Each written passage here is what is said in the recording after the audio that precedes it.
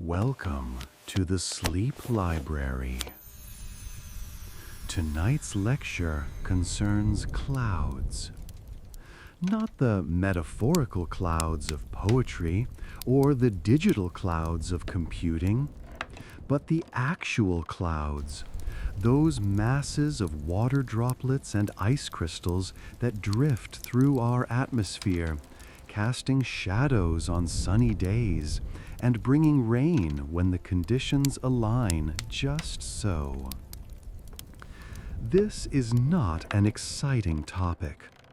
I say that with complete sincerity. Clouds do not rush.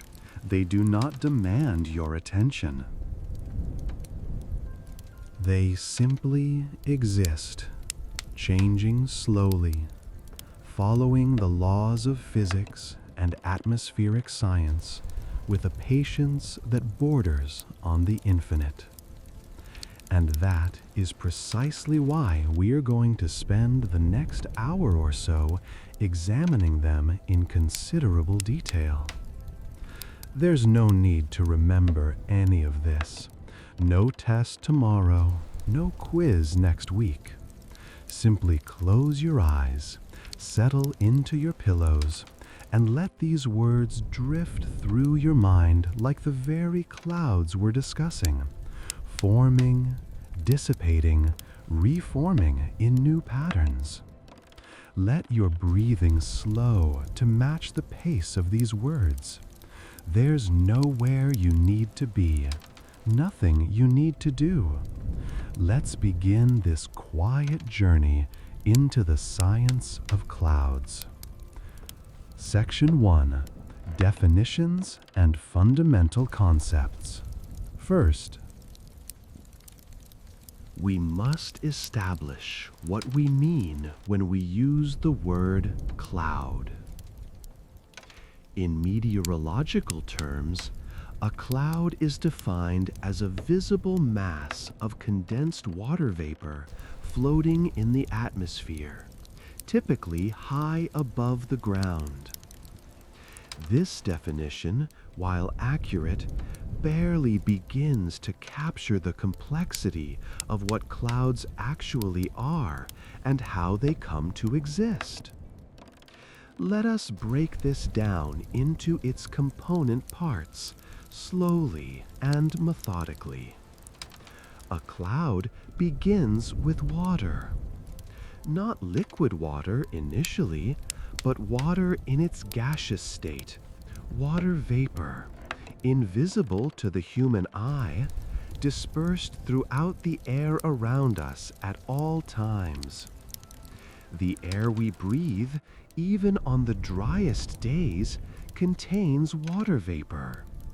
The amount varies depending on temperature, pressure, and geographic location. But it is always there. These individual molecules of H2O drifting among the molecules of nitrogen and oxygen that make up most of our atmosphere. Now, water vapor is lighter than dry air. This might seem counterintuitive. After all, water is heavy when we hold it in our hands. But at the molecular level, water vapor is actually less dense than the nitrogen and oxygen molecules that dominate our atmosphere. Consequently, when air becomes saturated with water vapor, it tends to rise. Not quickly, not dramatically, but steadily, gradually, like a bubble rising through honey. As this moist air rises, it encounters lower atmospheric pressure. You see, air pressure decreases with altitude, a fact you may know if you've ever felt your ears pop during a flight or while driving up a mountain. This decrease in pressure allows the rising air to expand. And here is where the fascinating physics begins. When air expands, it cools. This is known as adiabatic cooling, from the Greek word adiabatos, meaning impassable. The term refers to the fact that this cooling happens without the air actually losing heat to its surroundings. Rather, the air cools because its internal energy is being used to do the work of expansion. As the rising air cools, it eventually reaches what is called the dew point temperature. The dew point is the temperature at which air becomes saturated with water vapor, the point at which the air can no longer hold all the water vapor it contains in gaseous form. When air cools to its dew point, the water vapor begins to condense. But here we must note an important detail, one that is often overlooked in simplified explanations. Water vapor does not simply condense spontaneously into droplets when the dew point is reached. The vapor needs something to condense upon, a surface, however tiny. In the atmosphere, these surfaces are provided by microscopic particles floating in the air: dust, salt crystals from ocean spray, smoke particles, pollen grains. Even microscopic particles of sulfate from industrial emissions. These particles are called condensation nuclei, and without them, clouds as we know them could not exist. The water vapor condenses onto these nuclei, forming tiny droplets, so small that millions of them could fit on the head of a pin. Each droplet is typically between 10 and 20 micrometers in diameter. To put that in perspective, a human hair is roughly 70 micrometers thick. These droplets are so small, so light, that they remain suspended in the air, floating, drifting on the slightest air currents. And when billions upon billions of these droplets cluster together in a relatively small volume of atmosphere, they become visible. They scatter and reflect sunlight. They appear white or gray, or sometimes nearly black, depending on their thickness and the angle of the sun. They become what we call a cloud. This, then, is the fundamental answer to the question, what is a cloud? A cloud is a visible collection of tiny water droplets, or ice crystals, suspended in the atmosphere, formed when water vapor condenses onto microscopic particles in air that has cooled to its dew point. Simple in description, stunningly complex in the details of its formation.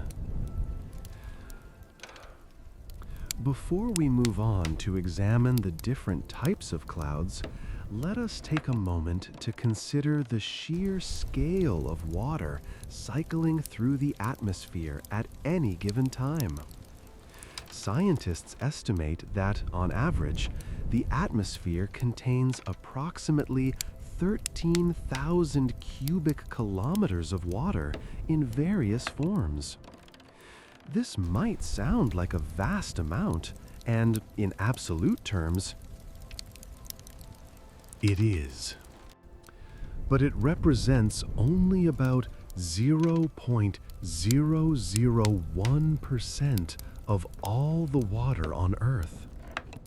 Most of Earth's water resides in the oceans, of course, with smaller amounts locked in ice caps, underground aquifers, lakes, rivers, and the bodies of living organisms. The water in the atmosphere is constantly cycling. A single water molecule might spend as little as 9 days in the atmosphere on average before it condenses, falls as precipitation, and returns to the Earth's surface. Then it might remain in a lake for years or in the ocean for thousands of years before evaporating again to begin the cycle anew. This endless circulation is known, appropriately enough, as the water cycle, or the hydrological cycle. And clouds are one of the most visible manifestations of this cycle in action. As you lie there, breathing slowly, consider this. The water vapor that formed the clouds you saw today might have been in the Pacific Ocean a week ago. Before that, perhaps it was part of a rainstorm over the Amazon. Before that, part of the Indian Ocean. Water molecules travel vast distances, carried by winds and currents, evaporating and condensing in an endless dance that has continued for billions of years. Section 2. The classification of clouds, an historical perspective. Having established the fundamental nature of clouds, we now turn our attention to the question of classification. How do we categorize and name the various forms that clouds can take? This might seem, at first glance, like a straightforward task. After all, we need only look up at the sky and describe what we see. But the history of cloud classification reveals that developing a systematic, universally accepted method for naming and categorizing clouds was a more challenging endeavor than one might assume. For most of human history, clouds were simply clouds. Cultures around the world had words for different weather conditions. Words for rainy weather, words for storms, words for clear skies. But the clouds themselves were not systematically categorized. They were too transient, too variable, too difficult to pin down with precise language. This began to change in the early 19th century. Largely through the efforts of an English chemist and amateur meteorologist named Luke Howard. Howard is not a household name today, and yet his contribution to meteorology was profound and lasting. In 1802, Luke Howard presented a paper to the Eskesian Society in London titled "On the Modification of Clouds." In this paper, Howard proposed a system for classifying clouds based on their appearance and the altitude at which they typically formed. Crucially, he gave each type of cloud a Latin name, following the convention established by Carl Linnaeus for classifying plants and animals. This use of Latin ensured that Howard's system could be adopted internationally, transcending language barriers. Howard identified 3 basic cloud forms, which he considered to be the fundamental types from which all other clouds were derived or composed. The first he called cumulus, from the Latin word meaning heap or pile. Cumulus clouds are those puffy, cotton-like clouds that drift across the sky on fair weather days, with flat bases and rounded tops. They appear to pile upward, hence the name. The second type he named stratus, from the Latin word meaning layer or spread out. Stratus clouds form in horizontal layers, often covering the entire sky like a gray blanket. They lack the vertical development of cumulus clouds, instead spreading horizontally across the atmosphere. The third type he called cirrus, from the Latin word meaning curl of hair or fringe.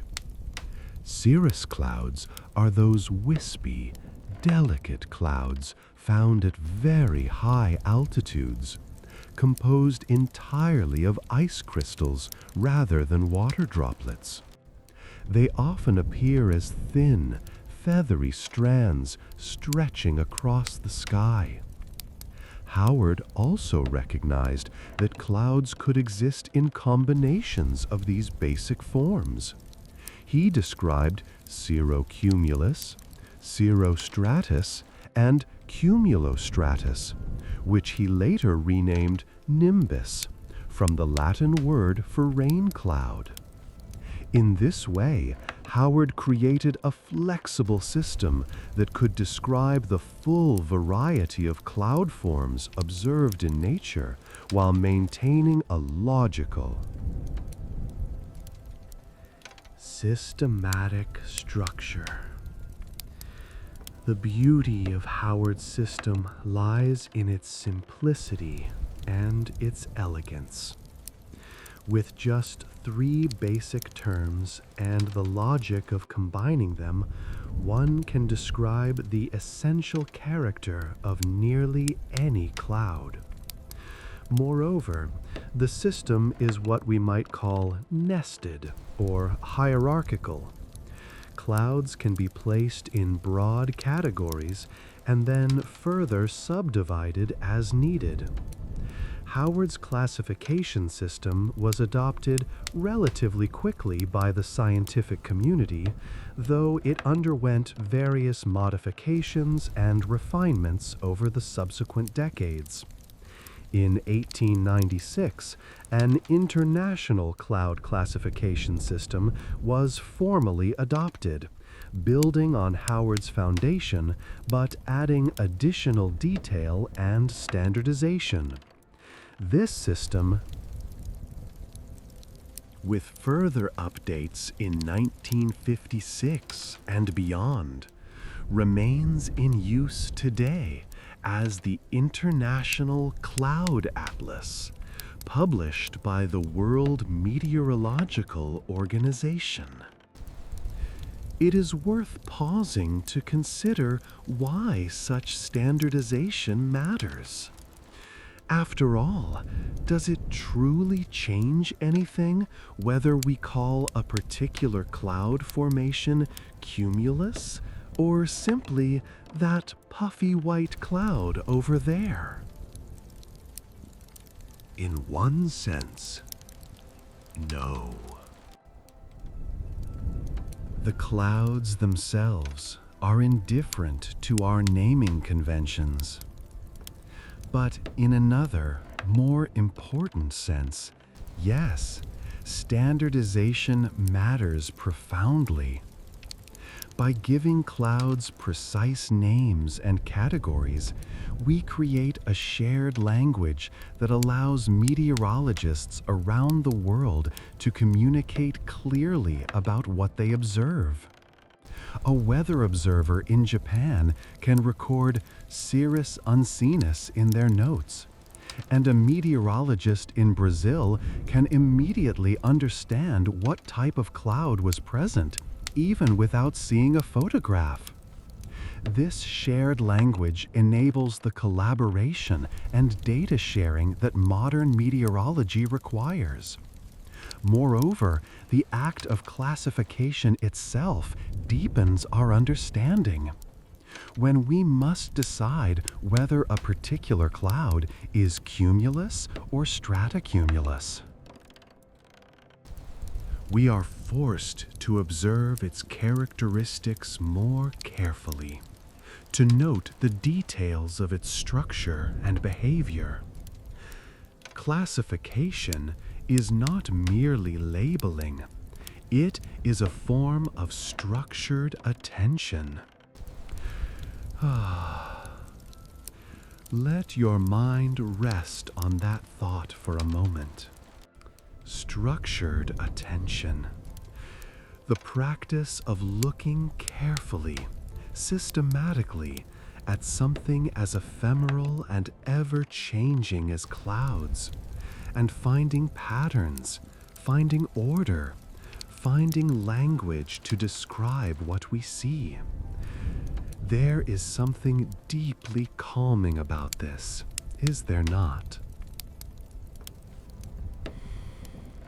The idea that even the most transient, formless things can be understood, can be named, can be known.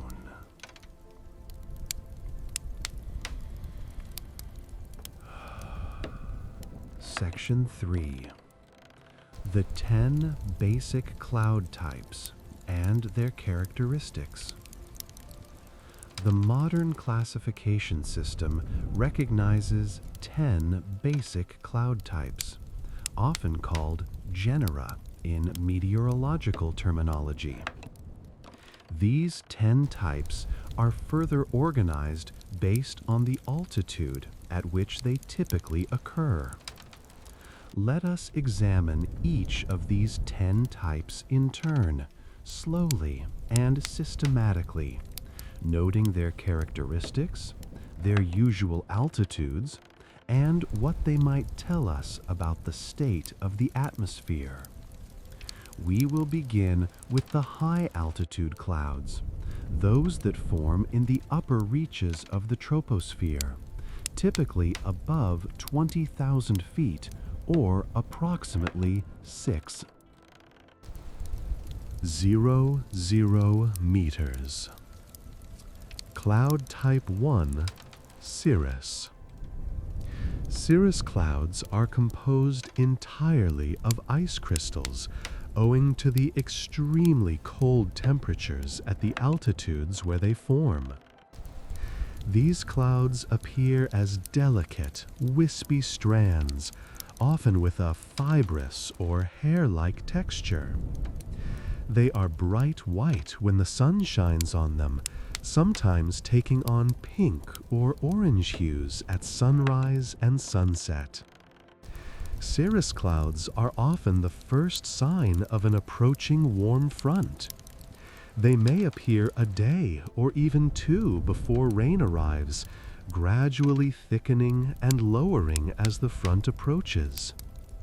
Meteorologists sometimes refer to cirrus clouds as mare's tails when they form in parallel bands that seem to streak across the sky. The ice crystals in cirrus clouds are tiny,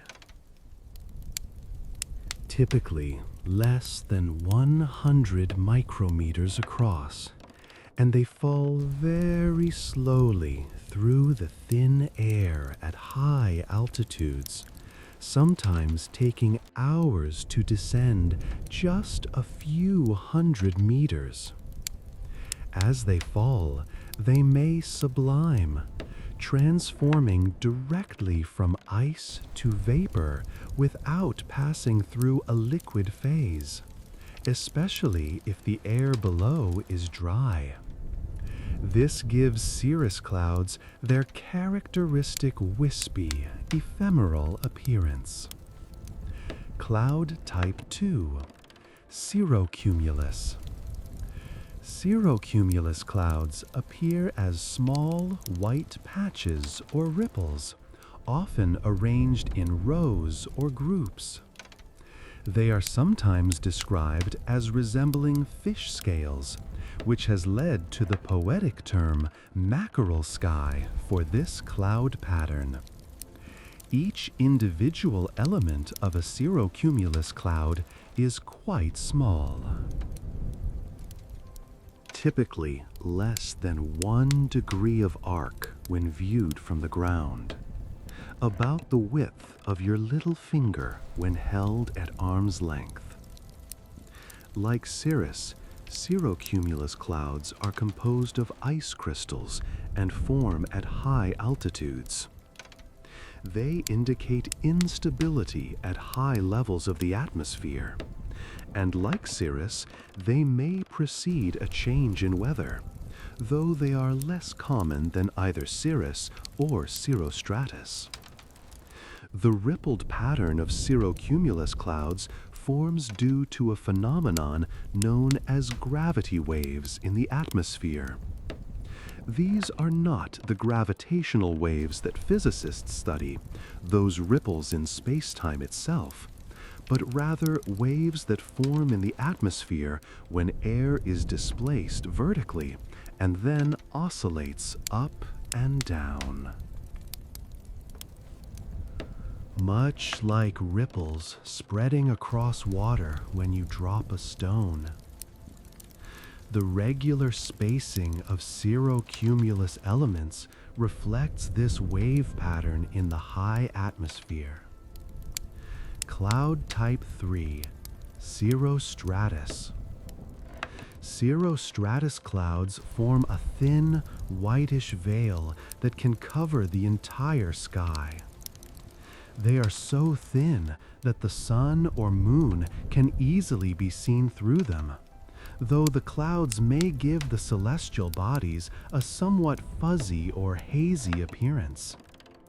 One of the most distinctive features of cirrostratus clouds is that they often produce optical phenomena called halos, rings of light appearing around the sun or moon. These halos form when sunlight or moonlight passes through the ice crystals in cirrostratus clouds. The crystals act as tiny prisms,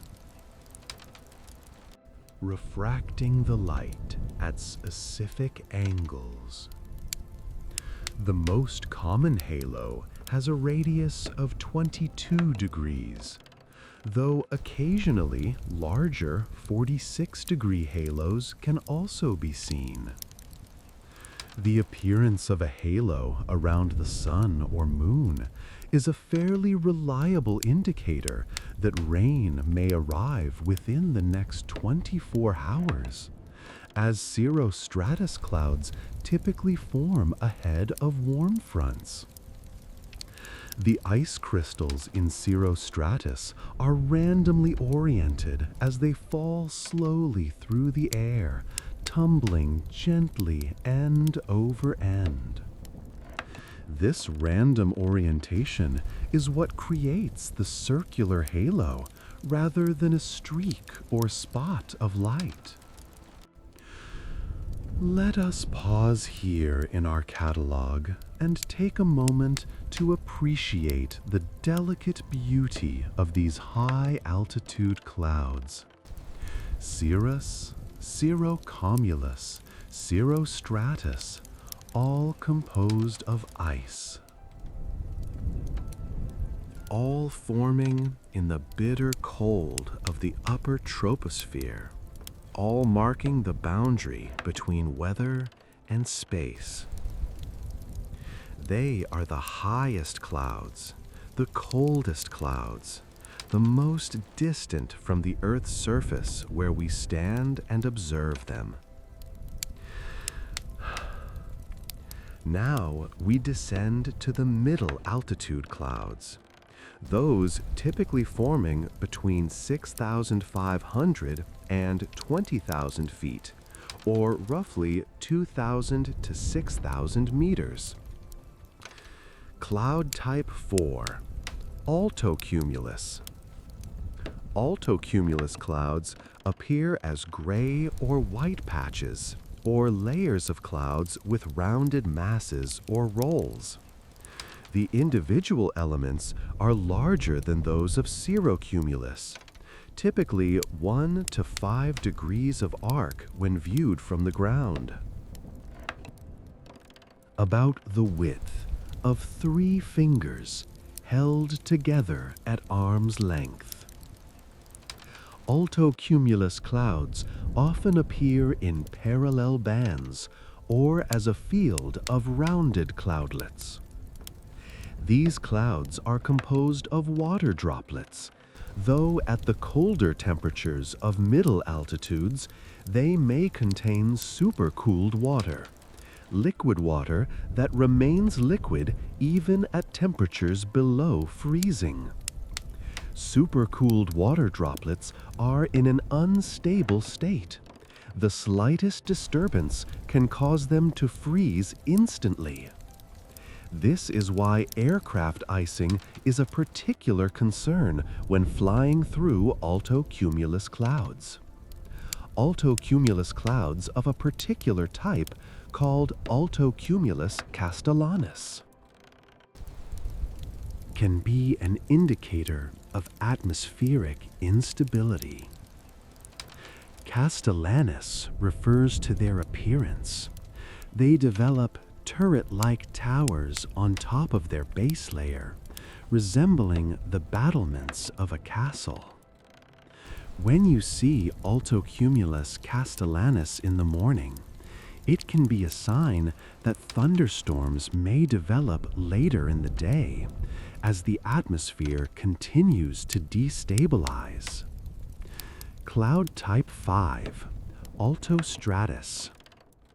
Altostratus clouds form a gray or blue-gray sheet that covers all or most of the sky. Unlike cirrostratus, which is thin enough for the sun to shine clearly through, altostratus is thick enough that the sun appears as if seen through ground glass. A vague, bright spot without distinct edges or shadows. Altostratus typically forms ahead of storms with continuous rain or snow. As a warm front approaches, the clouds progressively thicken and lower. First cirrus, then cirrostratus, then altostratus, and finally nimbostratus as the precipitation begins. This sequence is so reliable that meteorologists can often predict the arrival of rain simply by observing this cloud progression. Altostratus is composed mainly of water droplets, but the highest portions may contain ice crystals. The cloud base is generally uniform and featureless, lacking the texture or variation found in cumulus clouds. There is something profoundly monotonous about a sky covered in altostratus, a uniform grayness that can persist for hours. The sun reduced to a pale glow behind the clouds, all shadows erased, the world rendered flat and shadowless. Now we come to the low-altitude clouds, those forming below 6,500 feet, or approximately 2,000 meters. Cloud type 6, stratocumulus. Stratocumulus clouds are gray or whitish patches, sheets, or layers of clouds with rounded masses or rolls. They differ from altocumulus primarily in altitude. Stratocumulus forms at lower levels and in the size of individual cloud elements, which appear larger because they are closer to the ground.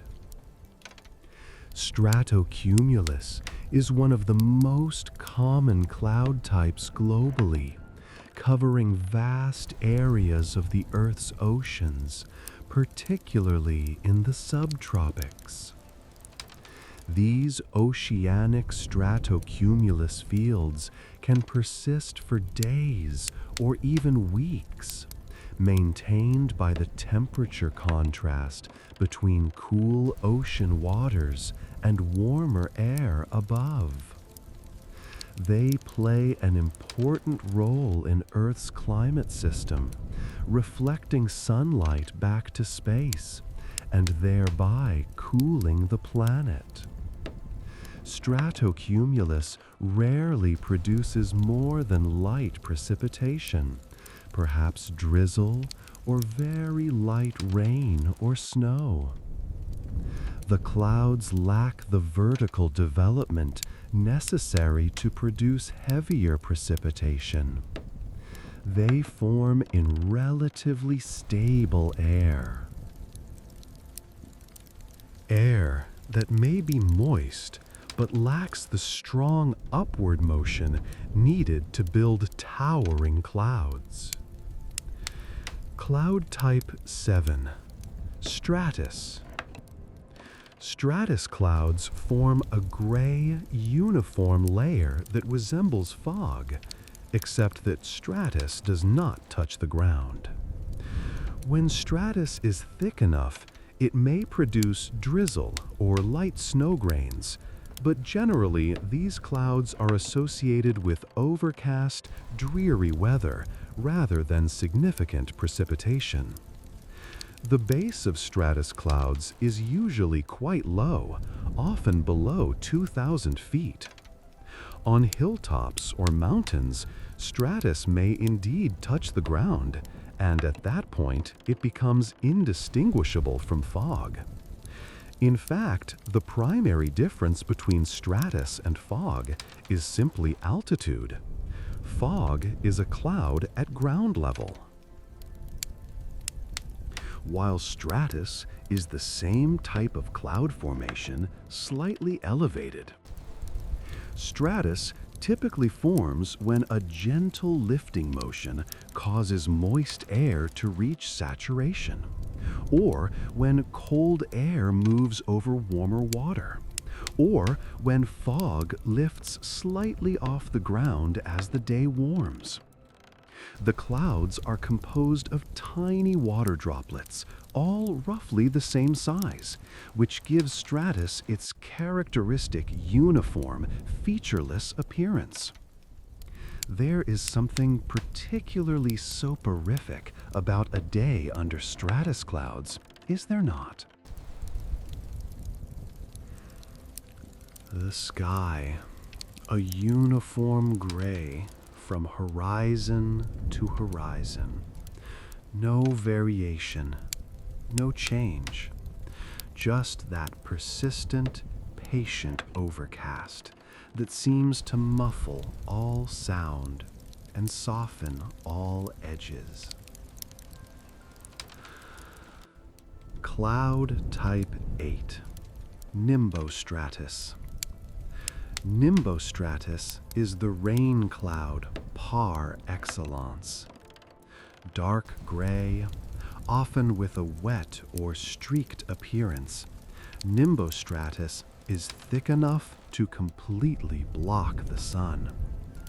These clouds produce continuous, steady rain or snow, the kind of precipitation that can last for hours or even days. Nimbostratus typically forms in association with warm fronts or areas of large-scale ascent in the atmosphere. The cloud base is often difficult to see clearly due to falling precipitation, and ragged. Low fragments of clouds called scud often form beneath the main cloud base, created by the evaporation and recondensation of falling rain. The word nimbus comes from Latin, meaning rain cloud or storm cloud. In meteorological classification, nimbo or nimbus indicates a cloud that produces precipitation. Nimbostratus is the stratiform cloud that has become thick enough and developed enough to produce sustained precipitation. Now we come to clouds that, unlike the stratiform clouds we've been discussing, have significant vertical development. These are clouds of instability, clouds that build upward. Cloud type 9, cumulus. Cumulus clouds are the archetypal clouds of childhood drawings, puffy white, with flat bases and rounded tops. They form when pockets of air warmed by the sun rise through the atmosphere, cooling as they ascend until they reach their dew point and condensation begins. The flat base of cumulus clouds marks the altitude at which condensation begins, the condensation level. Below this level, the rising air is still unsaturated, still warming the surface. Above this level, condensation is occurring. Water vapor is turning to liquid droplets, and a cloud is visible. Because this condensation level is determined by the temperature and moisture characteristics of the rising air, cumulus clouds forming in the same air mass will all have bases at approximately the same altitude. Which is why we often see fields of cumulus clouds, all with their bases aligned at the same horizontal level. Fair weather cumulus, as meteorologists sometimes call them, are small cumulus clouds that develop on sunny days but do not grow much vertically. They drift lazily across the sky, forming, growing slightly, and then dissipating, only to reform again as new pockets of warm air rise from the sun-heated surface.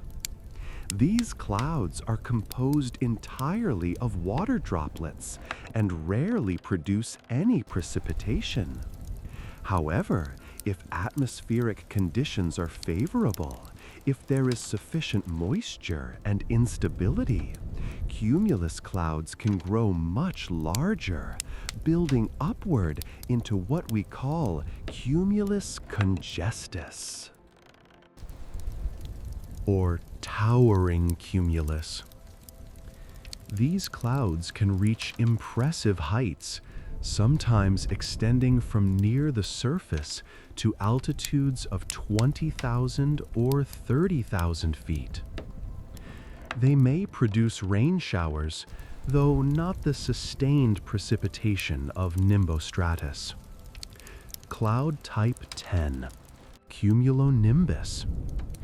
Cumulonimbus is the king of clouds, the storm cloud, the thunder cloud, the cloud of drama and intensity. These are massive clouds that can extend through the entire depth of the troposphere, from bases as low as 1,000 feet to tops that may reach 50,000 feet or higher, nearly 10 miles into the sky. At their tops, where temperatures are well below freezing. Cumulonimbus clouds develop an anvil shape as ice crystals spread outward in the strong winds of the upper atmosphere. This anvil is actually a form of cirrus cloud, formed from the ice crystals blown off the top of the thunderstorm. Cumulonimbus clouds produce all the most dramatic weather phenomena: heavy rain, hail, lightning, thunder, strong winds, and occasionally tornadoes. They are clouds of violence and energy, representing the atmosphere's most powerful convective processes. But even cumulonimbus follows predictable patterns, obeys known laws of physics, can be understood and categorized and studied. The violence is not random, but structured, a product of temperature, moisture, wind shear, and the fundamental physics of rising air. And so we have our 10 basic cloud types, our 10 categories into which nearly every cloud we see can be placed. Cirrus, cirrocumulus, cirrostratus at high altitudes, altocumulus and altostratus at middle altitudes, stratocumulus, stratus, and nimbostratus at low altitudes, and the vertically developed cumulus and cumulonimbus, which span multiple altitude levels. 10 types, derived from Luke Howard's 3 basic forms identified more than 2 centuries ago. 10 types, sufficient to describe the clouds of every continent, every season, every climate zone on Earth. Section 4. The physics of cloud formation, a deeper examination.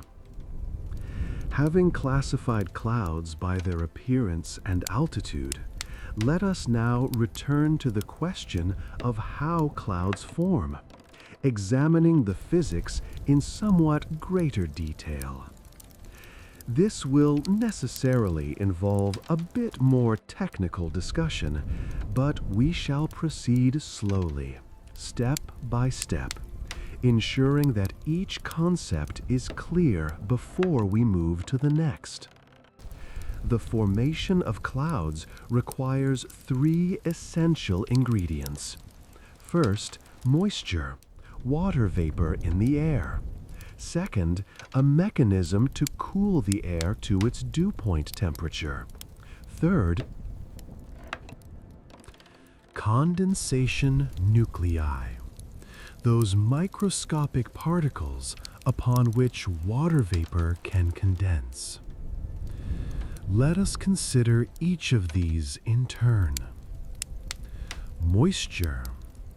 Water enters the atmosphere primarily through evaporation from the surfaces of oceans, lakes, rivers, and moist soil. This evaporation is driven by solar energy. The sun heats water, giving individual water molecules enough kinetic energy to break free from the liquid surface and enter the atmosphere as invisible water vapor. The amount of water vapor that air can hold depends primarily on temperature.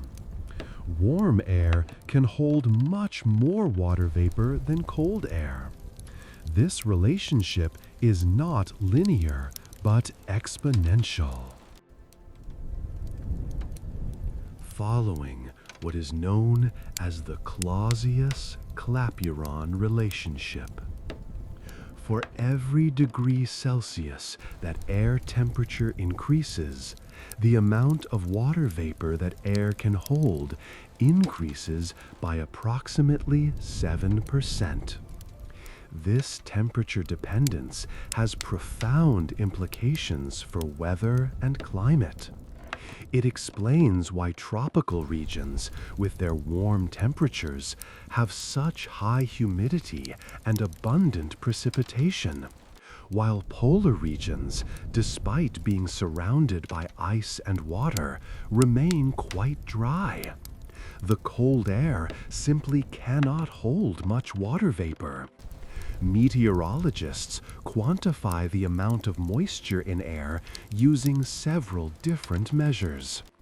Relative humidity, which is probably familiar to you, expresses the amount of water vapor actually present in the air as a percentage of the maximum amount that air could hold at that temperature. A relative humidity of 100% means the air is saturated. It holds as much water vapor as it possibly can at its current temperature.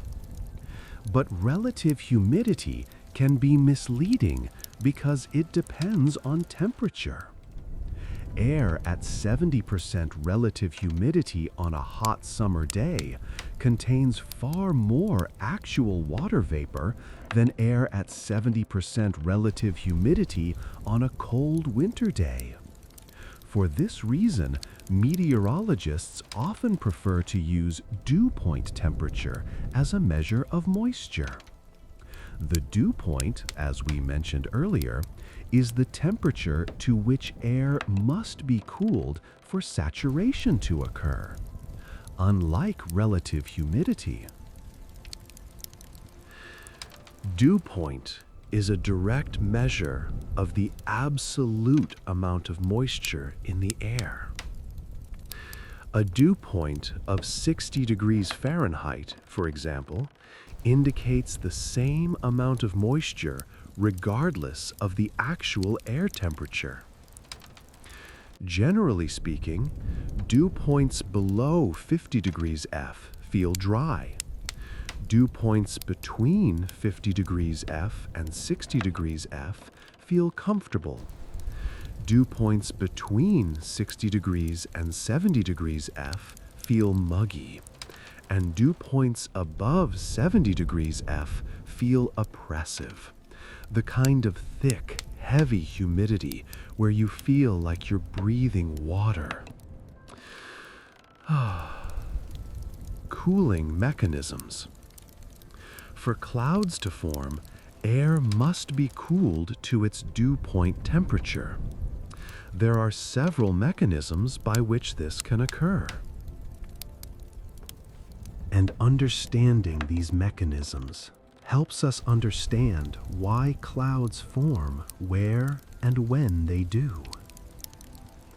The most important cooling mechanism is adiabatic cooling due to rising air, which we discussed briefly earlier. As air rises, atmospheric pressure decreases, allowing the air to expand. This expansion requires energy, which comes from the internal thermal energy of the air itself, causing the temperature to drop. Dry air cools at a rate of about 10 degrees Celsius per kilometer of altitude gained. This is called the dry adiabatic lapse rate. However, once air becomes saturated and condensation begins, the cooling rate slows to about 6 degrees Celsius per kilometer. This slower rate is called the moist adiabatic lapse rate, or the saturated adiabatic lapse rate. The reason for this slower cooling rate is that condensation releases heat. You see, when water vapor condenses into liquid water, it releases latent heat, the energy that was originally required to evaporate that water in the first place. This released heat partially offsets the cooling that would otherwise occur, which is why saturated rising air cools more slowly than unsaturated rising air. This latent heat release is enormously important in meteorology. It is the fuel that drives thunderstorms and hurricanes. As moist air rises and condenses, releasing latent heat, that heat warms the air, making it more buoyant, causing it to rise even faster, leading to more condensation and more heat release, a self-reinforcing process that can build towering cumulonimbus clouds and powerful storms. But what causes air to rise in the first place? There are several mechanisms. The first is convection, the rising of air that has been heated by the ground surface. On a sunny day, the sun heats the ground unevenly. Darker surfaces absorb more heat than lighter surfaces. Bare soil heats more quickly than grass. Urban areas heat more than rural ones. The air in contact with these warmer surfaces is heated by conduction, becomes less dense than the surrounding air, and rises like a hot air balloon. This rising warm air, if sufficiently moist, may cool to its dew point and form cumulus clouds. The second mechanism is orographic lift, air being forced to rise over mountains or hills. When wind blows against a mountain range, the air has nowhere to go but up.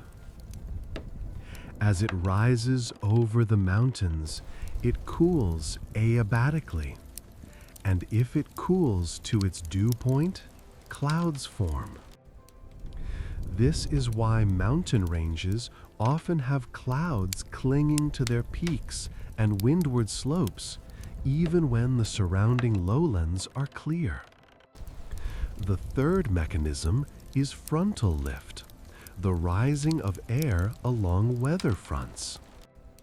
When a cold air mass and a warm air mass meet, they do not mix readily. Instead, the denser cold air slides underneath the lighter warm air, forcing the warm air to rise. This rising air cools and may form an extensive sheet of clouds, the altostratus and nimbostratus we discussed earlier, along with steady precipitation. A fourth mechanism is convergence, air flowing together from different directions. When air converges horizontally, it must go somewhere, and that somewhere is up. Sea breeze fronts are a good example. During the day, forcing air to rise and often producing a line of cumulus clouds along the sea breeze front. Condensation nuclei. The third requirement for cloud formation, condensation nuclei, is perhaps the least intuitively obvious, but no less essential. Pure water vapor, even when cooled below its dew point, does not readily condense into droplets on its own. Water molecules must come together and stick together to form droplets, but in pure water vapor, this is difficult. The problem is one of probability and surface tension. Forming a tiny droplet from scratch requires many water molecules to come together simultaneously in just the right configuration, which is statistically unlikely. However, if there is a surface present, any surface, however small, water molecules can condense onto that surface much more easily. This is why dew forms on grass, on car windshields, on spider webs. These surfaces provide a site where water molecules can gather and adhere. In the atmosphere, these surfaces are provided by aerosol particles, microscopic solid or liquid particles suspended in the air. These particles come from many sources: dust blown from deserts, salt particles ejected into the air by breaking waves in the ocean, smoke from fires, pollen from plants, sulfate particles from volcanic eruptions and industrial processes. Even microscopic fragments of rock and metal from meteors burning up in the atmosphere.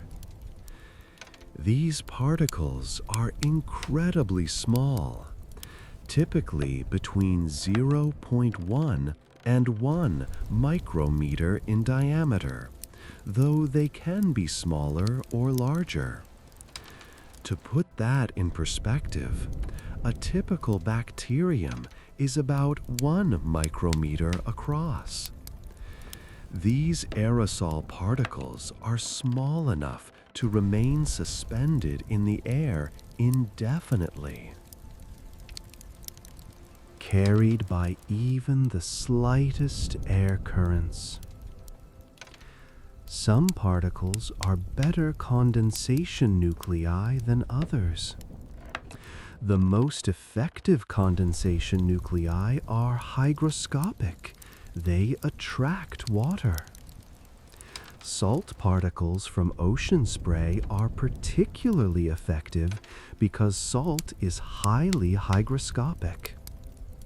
This is why clouds form more readily over oceans than over dry land.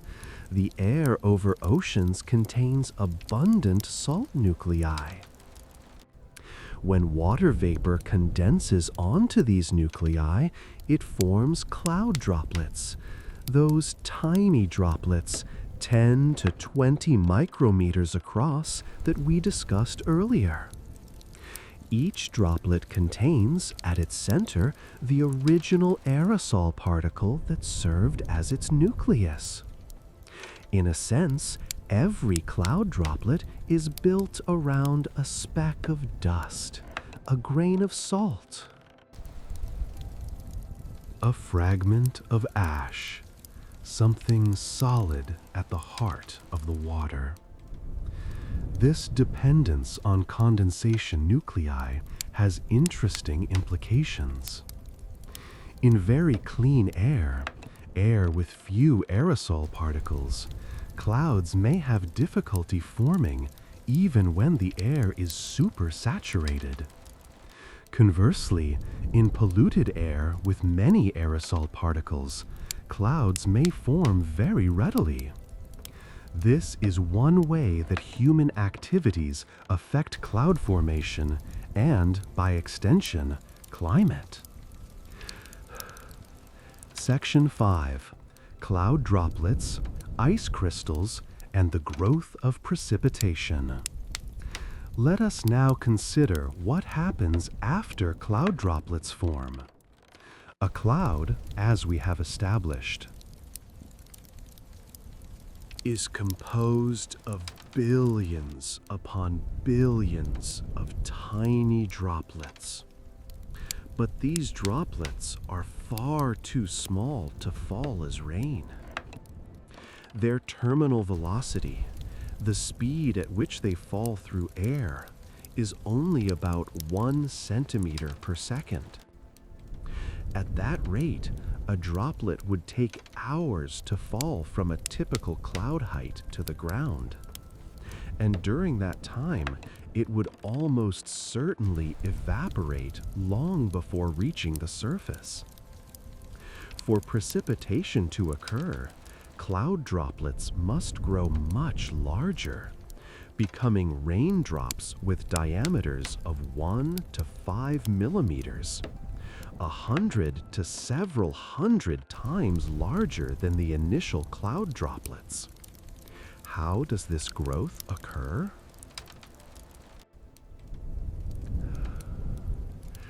There are two primary mechanisms by which cloud droplets grow large enough to fall as precipitation. These mechanisms are known as the collision coalescence process and the ice crystal process, sometimes called the Bergeron process, after Tor Bergeron, the Swedish meteorologist who first described it. The collision coalescence process. In warm clouds, clouds where the temperature throughout remains above freezing, precipitation forms through the collision and coalescence of water droplets. Not all cloud droplets are exactly the same size. Some are slightly larger than others, perhaps because they formed on larger condensation nuclei, or because they formed slightly earlier, or simply due to random variation. These larger droplets fall slightly faster than smaller ones. As a larger droplet falls through the cloud, it may collide with smaller droplets in its path. If the collision is gentle enough, surface tension causes the droplets to merge, to coalesce into a single larger droplet. This larger droplet falls even faster, colliding with even more droplets, growing larger still. This process is self-reinforcing. The larger a droplet becomes, the faster it falls. The more droplets it collides with, the more it grows. Eventually, if the droplet grows large enough, it will fall faster than the updrafts in the cloud can carry it upward. And it will exit the base of the cloud as a raindrop. The efficiency of this process depends on several factors. Clouds must be thick enough that droplets have sufficient distance to fall and collide with many other droplets before leaving the cloud. Clouds must have strong enough updrafts to keep droplets suspended while they grow, but not so strong that droplets are carried to altitudes where they would freeze. And clouds must have droplets of varying sizes to initiate the collision process. Collision coalescence is the primary mechanism for precipitation in tropical regions, where cloud temperatures often remain above freezing even at relatively high altitudes. Tropical rain showers, thunderstorms over warm oceans, afternoon convective storms in the tropics all produce rain primarily through collision coalescence. The ice crystal process. In the middle latitudes, most precipitation, including rain, actually begins as ice in the upper portions of clouds, even in summer. This is because clouds often extend to altitudes where temperatures are below freezing, and at those altitudes, ice crystals can form. You might assume that cloud droplets would freeze as soon as the temperature drops below 0 degrees Celsius, but this is not the case. Pure water can remain liquid at temperatures well below freezing, a phenomenon known as supercooling. Cloud droplets can remain liquid at temperatures as low as -40 degrees C. Though they become increasingly unstable the colder they get. For ice to form, Water typically needs an ice nucleus, a particle with a crystalline structure similar to ice, onto which water molecules can arrange themselves in the hexagonal lattice structure of ice. These ice nuclei are much rarer than condensation nuclei. At any given temperature, there may be thousands of condensation nuclei for every ice nucleus. As a result, clouds in the temperature range between 0 degrees Celsius and -40 degrees Celsius, which is most clouds at middle latitudes, contain a mixture of supercooled water droplets and ice crystals. And here is where the ice crystal process becomes interesting. The saturation vapor pressure, the amount of water vapor needed for saturation, is slightly lower over ice than over liquid water at the same temperature. This means that air that is just saturated with respect to liquid water is actually supersaturated with respect to ice. Consequently, water vapor will deposit onto ice crystals more readily than it will condense onto liquid droplets. In a mixed phase cloud containing both supercooled droplets and ice crystals, the ice crystals will grow at the expense of the water droplets. Water evaporates from the droplets, increasing the vapor pressure in the air, and that vapor then deposits onto the ice crystals. The ice crystals grow while the droplets shrink. This process, the Bergeron process, is often the dominant mechanism for precipitation in middle latitude storms. Ice crystals grow large enough to fall from the cloud, and as they fall into warmer air below the freezing level, they melt and reach the ground as rain. Or, if the air remains below freezing all the way to the surface, they reach the ground as snow. Ice crystals can also grow by collision with supercooled droplets, a process called rhyming. When an ice crystal falls through a region of supercooled water droplets, droplets that collide with the crystal freeze onto its surface.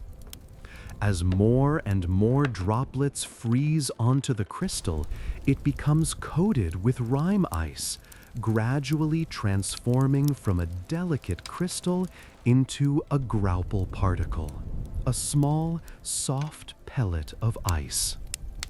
With continued rhyming, graupel can eventually become large enough to be called a hailstone. Hail forms in strong thunderstorms with powerful updrafts.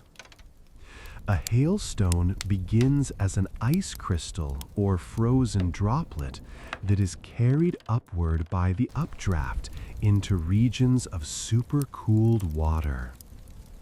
As it passes through these regions, it accumulates more ice through rhyming.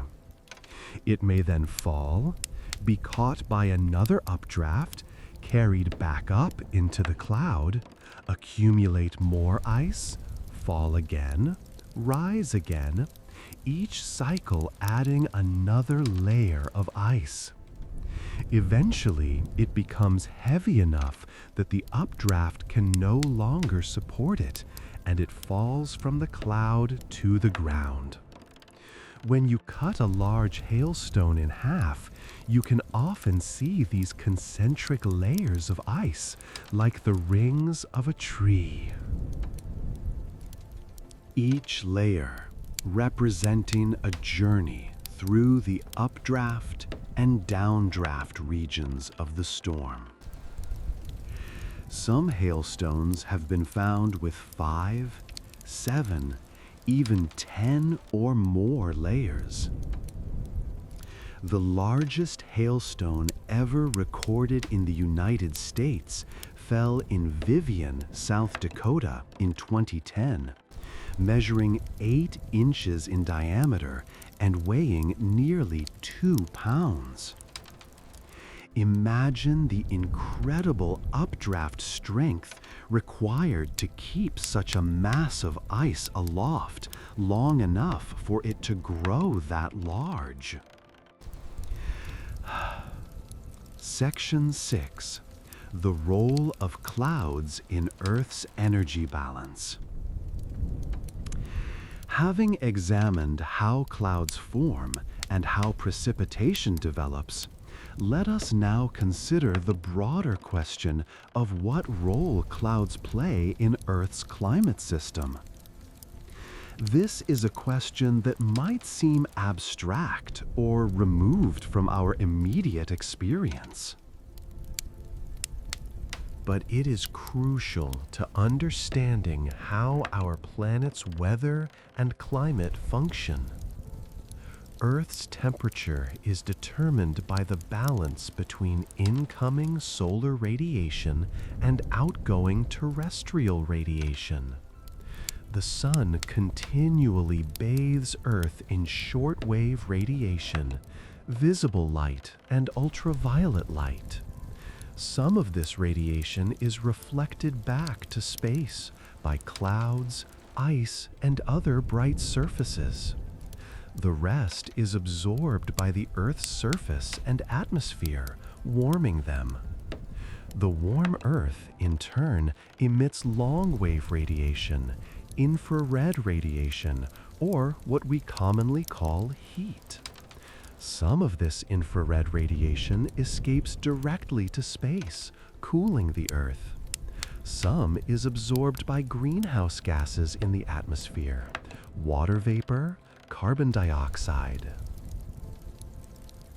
methane, which then re-emit the radiation in all directions, including back toward the surface, thereby warming the lower atmosphere and surface. Clouds affect both sides of this energy balance. On one hand, clouds reflect sunlight back to space, which cools the Earth. On the other hand, clouds absorb and emit infrared radiation, which warms the Earth. The net effect, whether a particular cloud warms or cools the planet, depends on many factors: the type of cloud, its altitude, its thickness, the reflectivity of the surface beneath it, and the time of day. Generally speaking, low, thick clouds tend to have a net cooling effect. Stratocumulus clouds, for example, reflect a large amount of sunlight due to their brightness and extensive horizontal coverage. But because they are relatively low and warm, they emit infrared radiation at temperatures not too different from the surface below them, so they do not trap much additional heat. The result is a net cooling effect. This is why vast fields of marine stratocumulus off the coasts of California, Peru, and southwestern Africa are so important to Earth's climate. These clouds cover millions of square kilometers of ocean, reflecting enormous amounts of sunlight and helping to cool the planet. If these stratocumulus clouds were to dissipate, which some climate models suggest could happen under certain conditions of global warming, Earth's temperature would increase significantly. High, thin clouds, on the other hand, tend to have a net warming effect. Cirrus clouds allow most sunlight to pass through them because they are thin, so they do not reflect much solar radiation. But because they are very high and very cold, they emit infrared radiation at cold temperatures, which means they emit less radiation to space than the warmer surface below would emit if the clouds were not there. The result is a net trapping of heat, a greenhouse effect. Thick, high clouds, like the anvils of cumulonimbus, have both strong cooling effects, reflecting sunlight, and strong warming effects, trapping infrared radiation.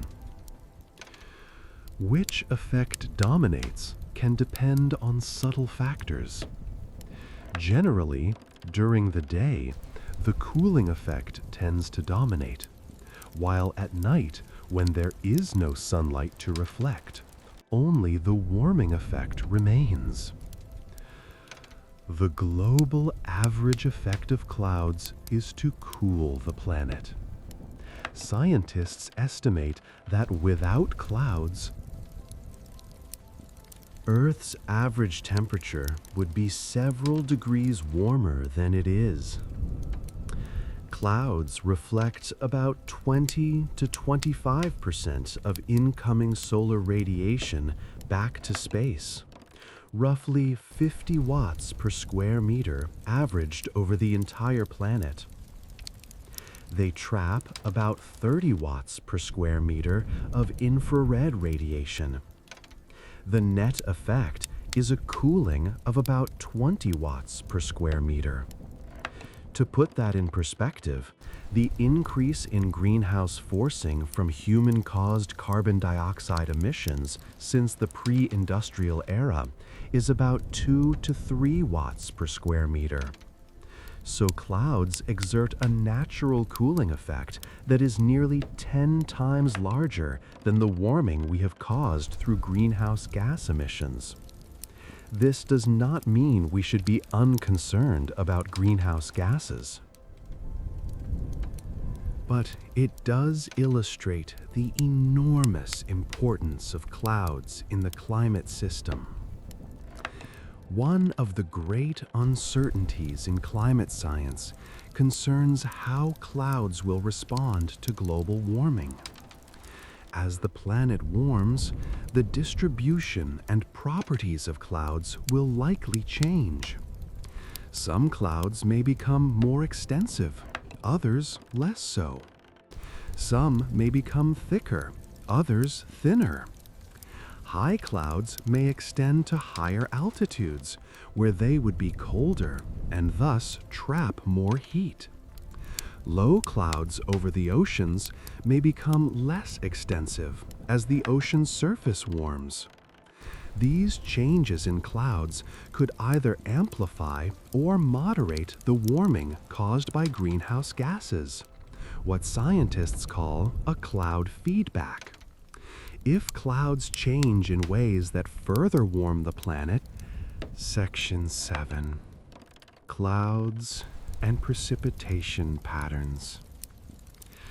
Let us turn now to the question of how clouds and precipitation are distributed around the globe. If you were to look at satellite images of Earth from space, you would see that clouds are not randomly distributed, but form distinct patterns, bands, clusters, large swirls, persistent fields over certain regions. These patterns reflect the underlying patterns of atmospheric circulation and ocean temperatures. Near the equator, you would see a persistent band of clouds and thunderstorms. This is the Intertropical Convergence Zone, or ITCZ. Sometimes called the doldrums by sailors. The ITCZ marks the region where the trade winds from the northern and southern hemispheres meet and converge. This convergence forces air to rise, and the rising air, warmed by the tropical sun and laden with moisture from the warm tropical oceans, produces abundant cumulus and cumulonimbus clouds and heavy rainfall. The ITCZ migrates north and south with the seasons, following the sun. In June, July, and August, it is typically north of the equator. In December, January, and February, it shifts south of the equator.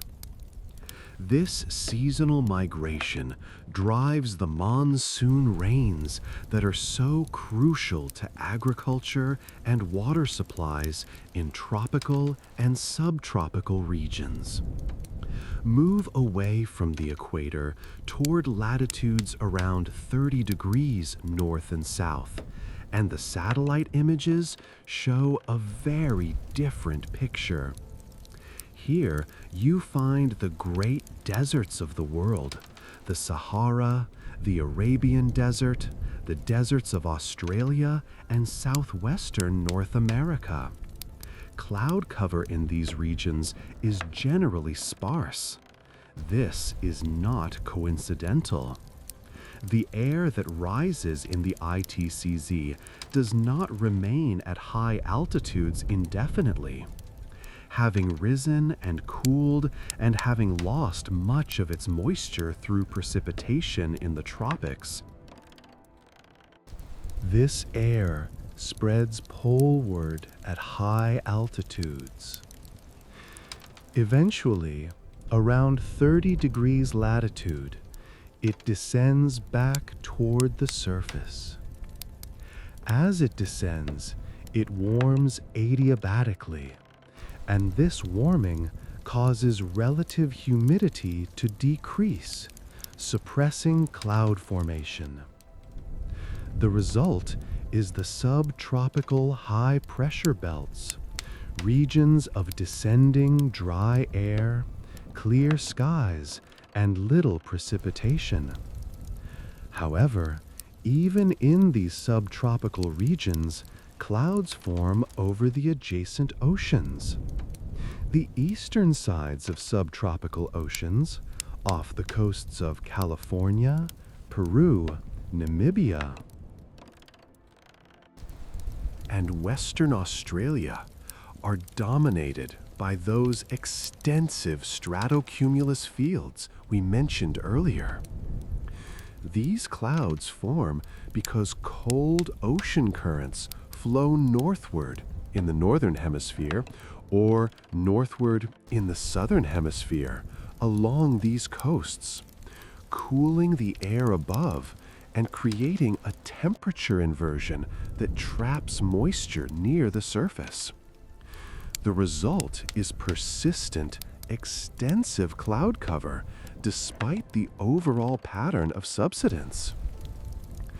Continue poleward to the middle latitudes, roughly 30 to 60 degrees north and south, and you enter the realm of the westerlies and the storm tracks.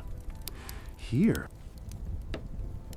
satellite images show a seemingly chaotic pattern of swirling clouds associated with low pressure systems and fronts. These are regions of intense weather variability, where tropical and polar air masses meet and generate storms. The clouds in middle latitude storms typically follow a predictable sequence as a low pressure system approaches. First come the cirrus clouds, those high, wispy ice clouds spreading out ahead of the approaching warm front. Then cirrostratus, thickening the sky, perhaps producing halos around the sun or moon. Then altostratus, lower and thicker, the sun becoming a pale, hazy disk. Then nimbostratus, dark and heavy, and the rain begins, steady. Persistent precipitation that may last for many hours as the warm front passes.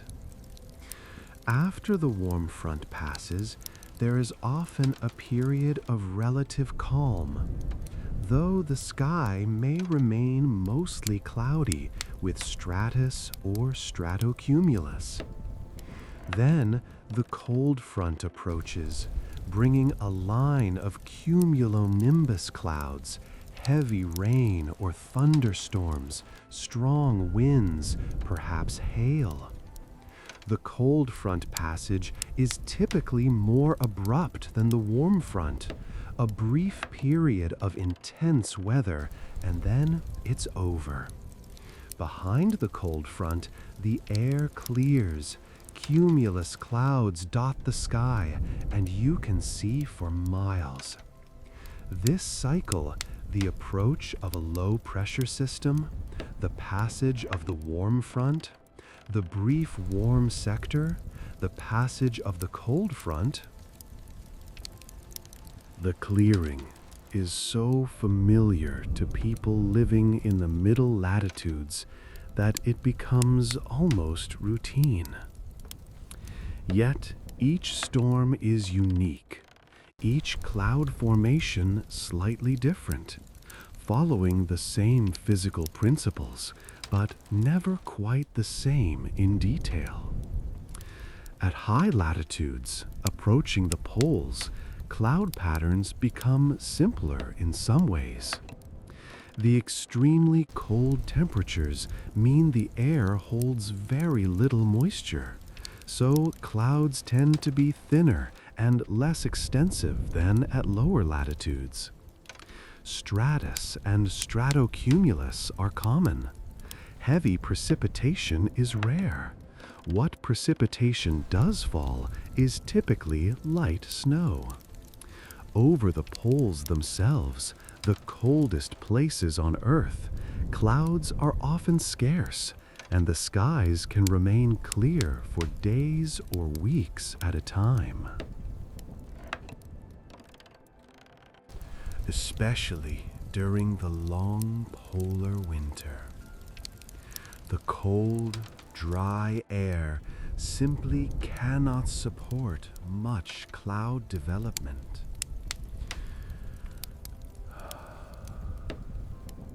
Section 8. Unusual cloud formations and optical phenomena. Before we begin to bring this lecture to a close, let us take a brief excursion into some of the more unusual and beautiful cloud formations and optical phenomena that can occur. These are relatively rare, often fleeting, but they remind us of the richness and variety that clouds can exhibit. Lenticular clouds. Lenticular clouds are smooth, lens-shaped clouds that form in the lee of mountains when wind flows over the mountain and sets up a series of atmospheric waves downwind. The air oscillates up and down in these waves, and at the crest of each wave, where the air is ascending and cooling, a cloud forms. At the trough of each wave, where the air is descending and warming, the cloud dissipates. The result is a cloud that appears stationary in the sky, even though the wind is blowing through it at perhaps 50 or 100 kilometers per hour. Air is constantly moving through the cloud, condensing on one side, evaporating on the other. But the cloud itself remains fixed in position relative to the mountain, marking the location of the wave crest. Lenticular clouds can stack vertically, forming multiple layers, one above the other, sometimes resembling a stack of saucers or lenses. They are most common in regions with strong winds and large mountains, such as the Rocky Mountains, the Andes, or the Alps. Because of their smooth, disc-like shape, they are sometimes mistaken for UFOs. Mammatus clouds. Mammatus clouds are characterized by pouch-like protrusions hanging from the base of a cloud, typically from the anvil of a cumulonimbus. The name comes from the Latin mamma, meaning breast or udder, a reference to their appearance. These formations occur when pockets of cold air begin to descend from the anvil of a thunderstorm. The descending air warms as it compresses, but it remains cooler and denser than the surrounding air. The result is these distinctive pouches, which can extend downward for several hundred meters. Mammatus are most often seen after the main body of a thunderstorm has passed. When the anvil cloud remains, they can cover large areas of sky, creating a dramatic, otherworldly appearance. Despite their ominous looks, mammatus themselves do not produce dangerous weather, though they are associated with thunderstorms that may have produced severe weather. Kelvin-Helmholtz clouds. When there is strong wind shear, a rapid change in wind speed with height, clouds can sometimes form wave-like patterns that resemble breaking ocean waves. These are Kelvin-Helmholtz clouds, named after the physical instability that creates them. The distinctive wave pattern forms when a layer of air moving at one speed flows over a layer of air moving at a different speed, creating turbulence at the boundary between the layers. If there is sufficient moisture at this boundary, the turbulence manifests as a series of breaking wave patterns in the clouds. Kelvin-Helmholtz clouds are relatively rare and short-lived, typically lasting only a few minutes before they dissipate or lose their distinctive shape. But when they do occur, they are strikingly beautiful, a visible manifestation of the complex fluid dynamics of the atmosphere. Optical phenomena. Clouds also create a variety of optical phenomena, effects produced by the interaction of sunlight with water droplets or ice crystals.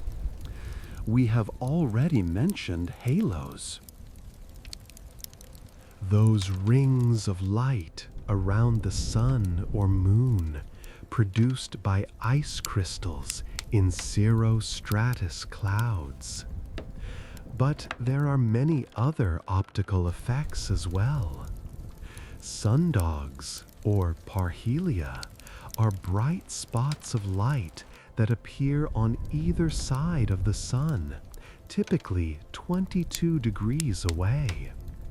They are caused by sunlight refracting through hexagonal ice crystals that are falling with their flat faces horizontal. When the geometry is just right, the refracted light creates these bright spots, which can be quite colorful, sometimes showing a spectrum of colors from red on the side nearest the sun to blue on the outer side. Light pillars are vertical columns of light extending above and below the sun or moon. Created by light reflecting off the flat faces of ice crystals. They are most commonly seen when the sun is near the horizon during sunrise or sunset, and require ice crystals falling through the air with their faces oriented horizontally. Rainbows, of course, are perhaps the most familiar optical phenomenon. They form when sunlight is refracted, reflected, and refracted again inside raindrops. The light separates into its component colors, creating the familiar arc of red, orange, yellow, green, blue, indigo, and violet. A rainbow requires the sun to be behind you and rain in front of you, and the center of the rainbow's arc is always directly opposite the sun in the sky. Less common are circumhorizontal arcs, sometimes called fire rainbows. Though they are neither fire nor rainbows, these are formed by sunlight passing through the horizontal faces of plate-shaped ice crystals. When conditions are right, the refracted light creates a brilliant horizontal band of rainbow colors parallel to the horizon. They are most commonly seen in summer, when the sun is high in the sky. These phenomena, lenticular clouds, mammatus, Kelvin-Helmholtz waves, halos, sundogs, light pillars, rainbows, are reminders that the atmosphere is not a static backdrop, but a dynamic, ever-changing medium full of beauty and complexity. Section 9. The History of Cloud Science. As we near the end of our lecture, it seems appropriate to reflect briefly on how humans have studied and understood clouds throughout history. The science of clouds, nephelology, from the Greek word for cloud, has evolved from simple observation to sophisticated remote sensing and computer modeling. For most of human history, clouds were observed but not understood in any systematic way. Ancient cultures around the world developed folklore and mythology about clouds and rain, but these were explanations rooted in religion and superstition rather than science. Clouds were the domain of gods and spirits, not the subjects of natural laws. The ancient Greek philosophers made some early attempts at naturalistic explanations. Aristotle, in his work Meteorologica, written around 350 BCE, proposed that clouds were formed by the evaporation of water from the Earth's surface, which then cooled and condensed in the upper air. This was remarkably prescient, though Aristotle lacked the detailed understanding of atmospheric physics to fully explain the process. For nearly 2,000 years, Aristotle's explanations remained largely unchallenged. The scientific study of clouds did not truly begin until the 17th and 18th centuries, with the development of instruments for measuring temperature, pressure, and humidity, and with the broader emergence of experimental science. Oh, the invention of the thermometer, the barometer, and the hygrometer in the 1600s and 1700s allowed scientists to quantify atmospheric conditions for the first time. They could now measure not just that air was warm or cold, but precisely how warm or cold. They could measure air pressure and humidity. This quantification was essential for transforming meteorology from a descriptive endeavor to a quantitative science. Luke Howard's classification system, which we discussed earlier, was a crucial step forward in the early 1800s. By providing a systematic way to name and categorize clouds, Howard enabled meteorologists to compare observations across time and space. Throughout the 19th century, understanding of clouds gradually deepened. Scientists conducted laboratory experiments on the behavior of water vapor, observing how it condensed and froze under different conditions. They began to understand the thermodynamics of rising and sinking air. They recognized the importance of ice crystals in precipitation formation. The invention of the radiosonde in the 1920s and 1930s revolutionized meteorology. A radiosonde is a small package of instruments, thermometers, barometers, hygrometers, attached to a weather balloon that ascends through the atmosphere, radioing measurements back to the ground. For the first time, meteorologists could measure temperature, pressure, and humidity at all levels of the atmosphere. Not just at the surface. This allowed them to understand the vertical structure of the atmosphere and to identify the layers where clouds form.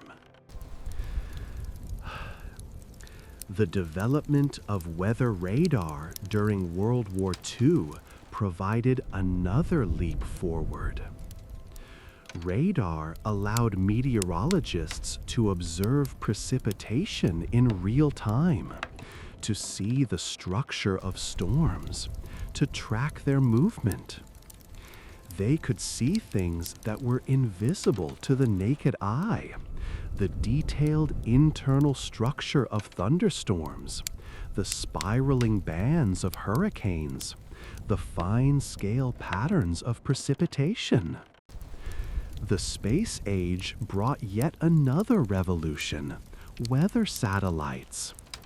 The first weather satellite, Tyros 1, was launched in 1960, and for the first time, humans could see the cloud patterns of the entire Earth from above.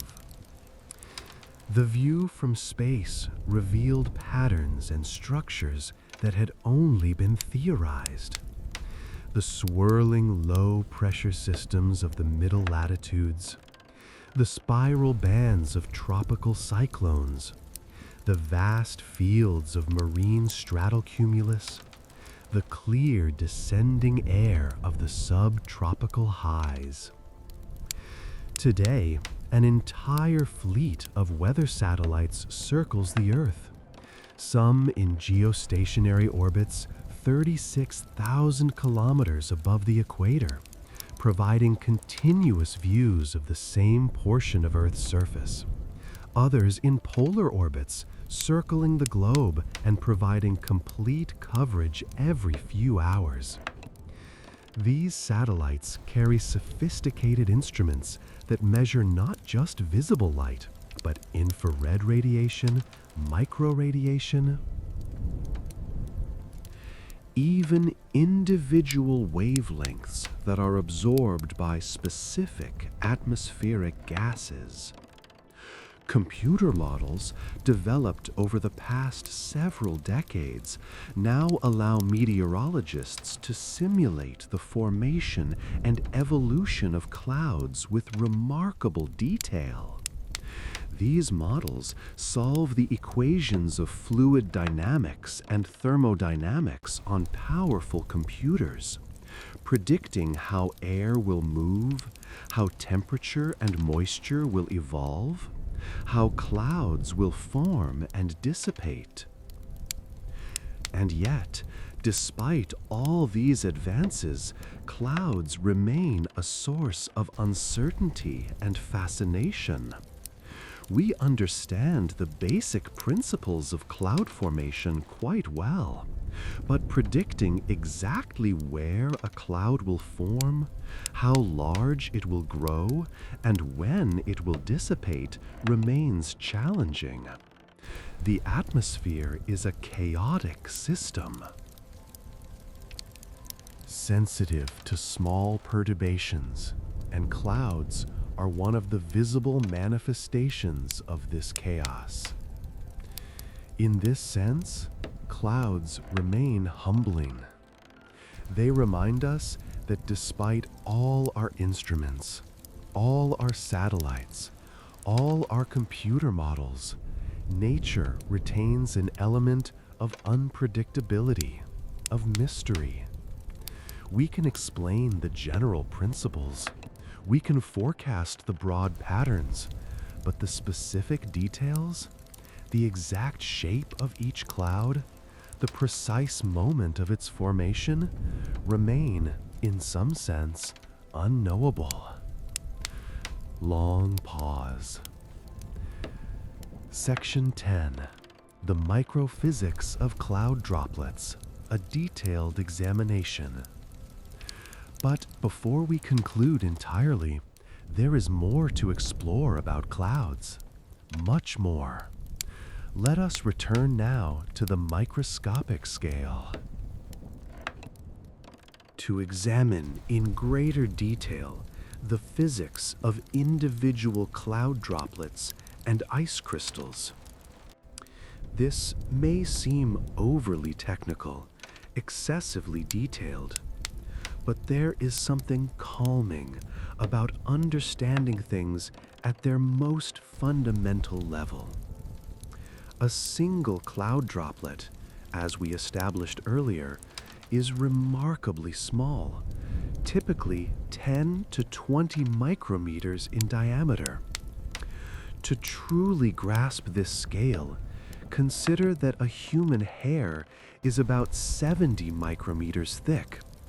A cloud droplet would sit on that hair like a tiny bead, so small as to be nearly invisible to the naked eye. And yet,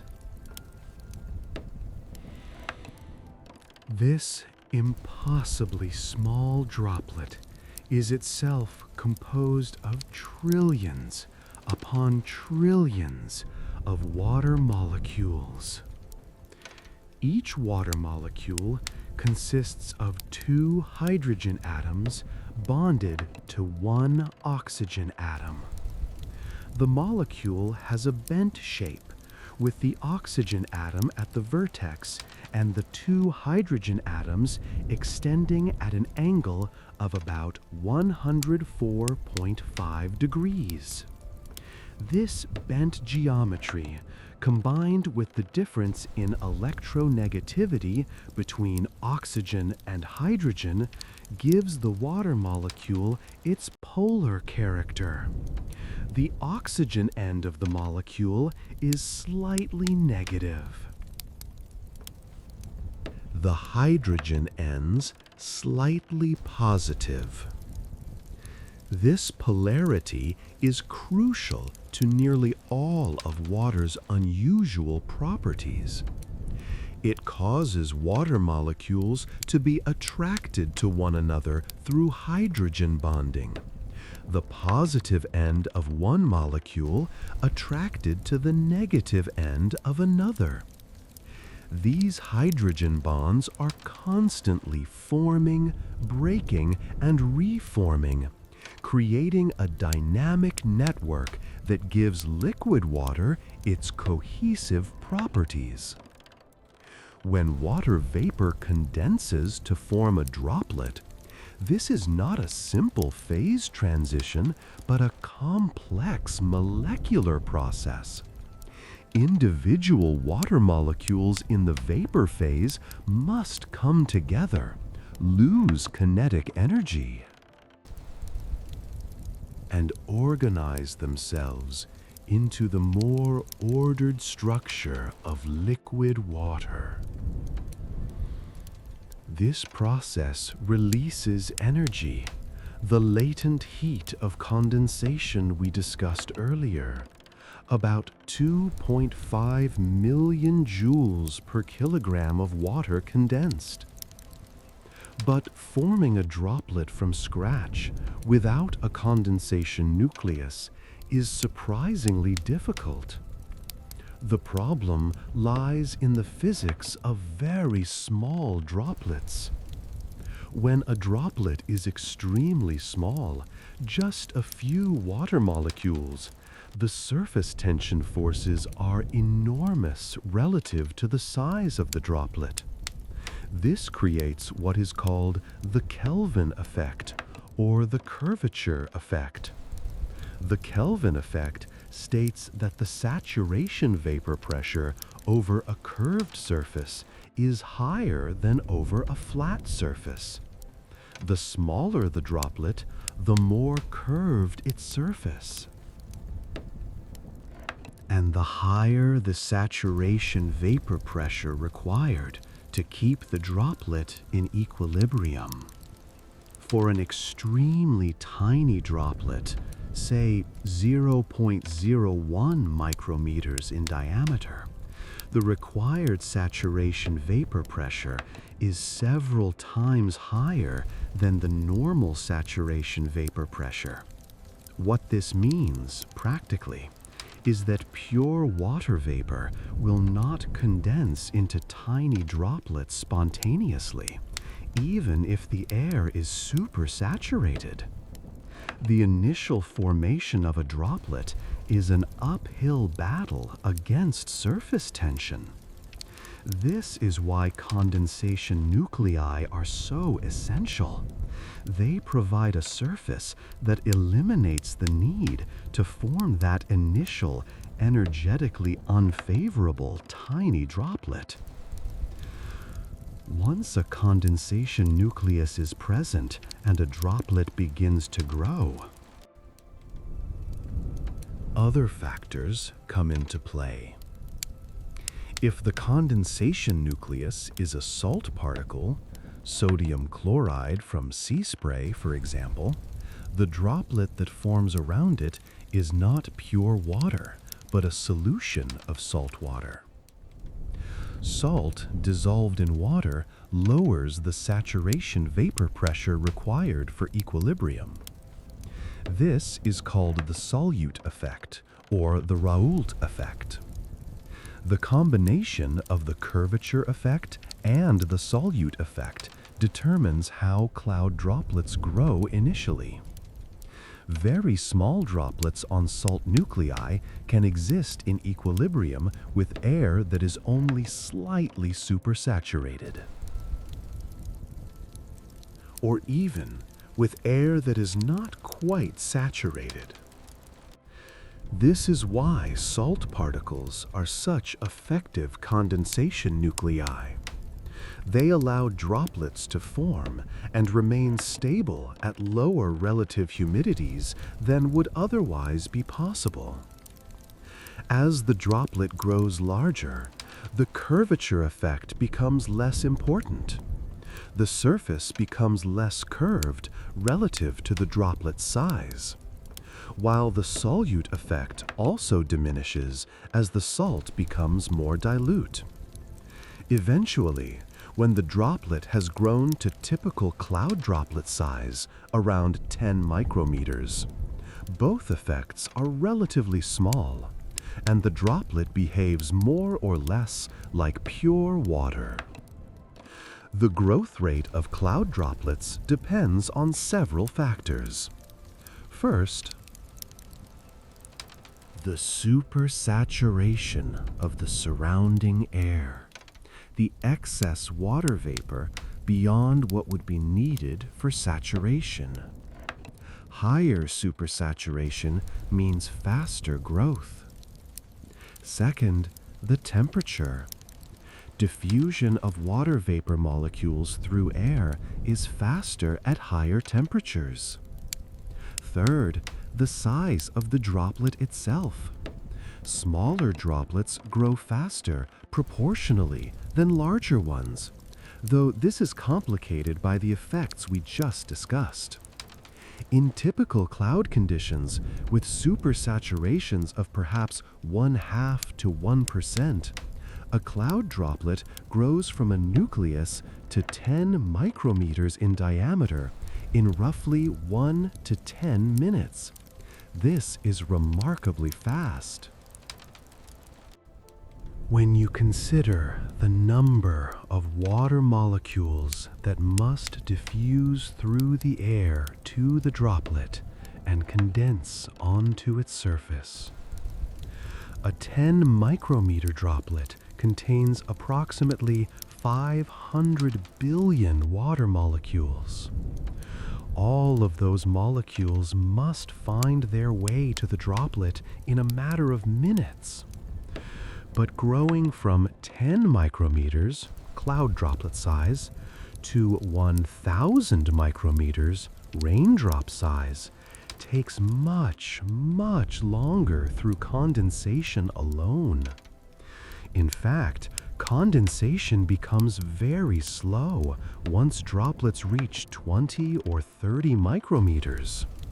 This is because all the droplets in a cloud are competing for the available water vapor, and the supersaturation remains quite low, rarely more than a fraction of a percent.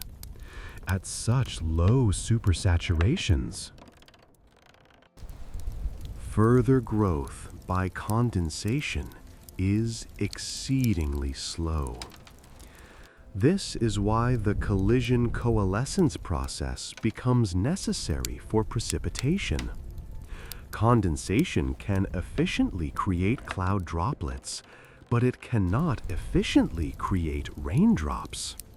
For that, we need droplets to collide and merge. Section 11. Ice crystals, their formation and infinite variety. Now, let us turn our attention to ice crystals, those delicate structures that form at temperatures below freezing and that are so crucial to precipitation in middle and high latitudes. Ice crystals are fundamentally different from water droplets. While a water droplet is a tiny sphere of liquid, an ice crystal has a definite geometric structure determined by the molecular arrangement of water in its solid phase. Water molecules in ice are arranged in a hexagonal lattice. Each oxygen atom is surrounded by 4 other oxygen atoms in a tetrahedral arrangement, held together by hydrogen bonds. These tetrahedra connect to form 6-sided rings, and these rings stack to form the 3-dimensional structure of ice. This hexagonal symmetry is why snowflakes, which are simply large ice crystals, have 6-fold symmetry. Every snowflake has 6 main branches, or 6-fold radial symmetry, reflecting the underlying hexagonal structure of ice. As we mentioned earlier, Ice does not form spontaneously when cloud droplets cool below freezing. Pure water can remain liquid down to temperatures of -40 degrees C, though it becomes increasingly unstable. Below -40 degrees C, water will freeze spontaneously in a process called homogeneous nucleation. But between 0 degrees C and -40 degrees C, ice formation requires an ice nucleus, a particle with a crystalline structure compatible with ice. Ice nuclei are much rarer than condensation nuclei. At a temperature of -10 degrees C, there might be only one ice nucleus per liter of air. At -20 degrees, perhaps one per 100 liters. Only when temperatures fall below -30 degrees C do ice nuclei become abundant enough that most cloud droplets will freeze. What makes a good ice nucleus? Certain minerals have crystalline structures that closely match the hexagonal lattice of ice. Clay particles are particularly effective ice nuclei. Certain bacteria also produce proteins on their surfaces that act as ice nuclei. In fact, some of the most effective ice nuclei found in the atmosphere are biological in origin, fragments of bacteria or bacterial proteins.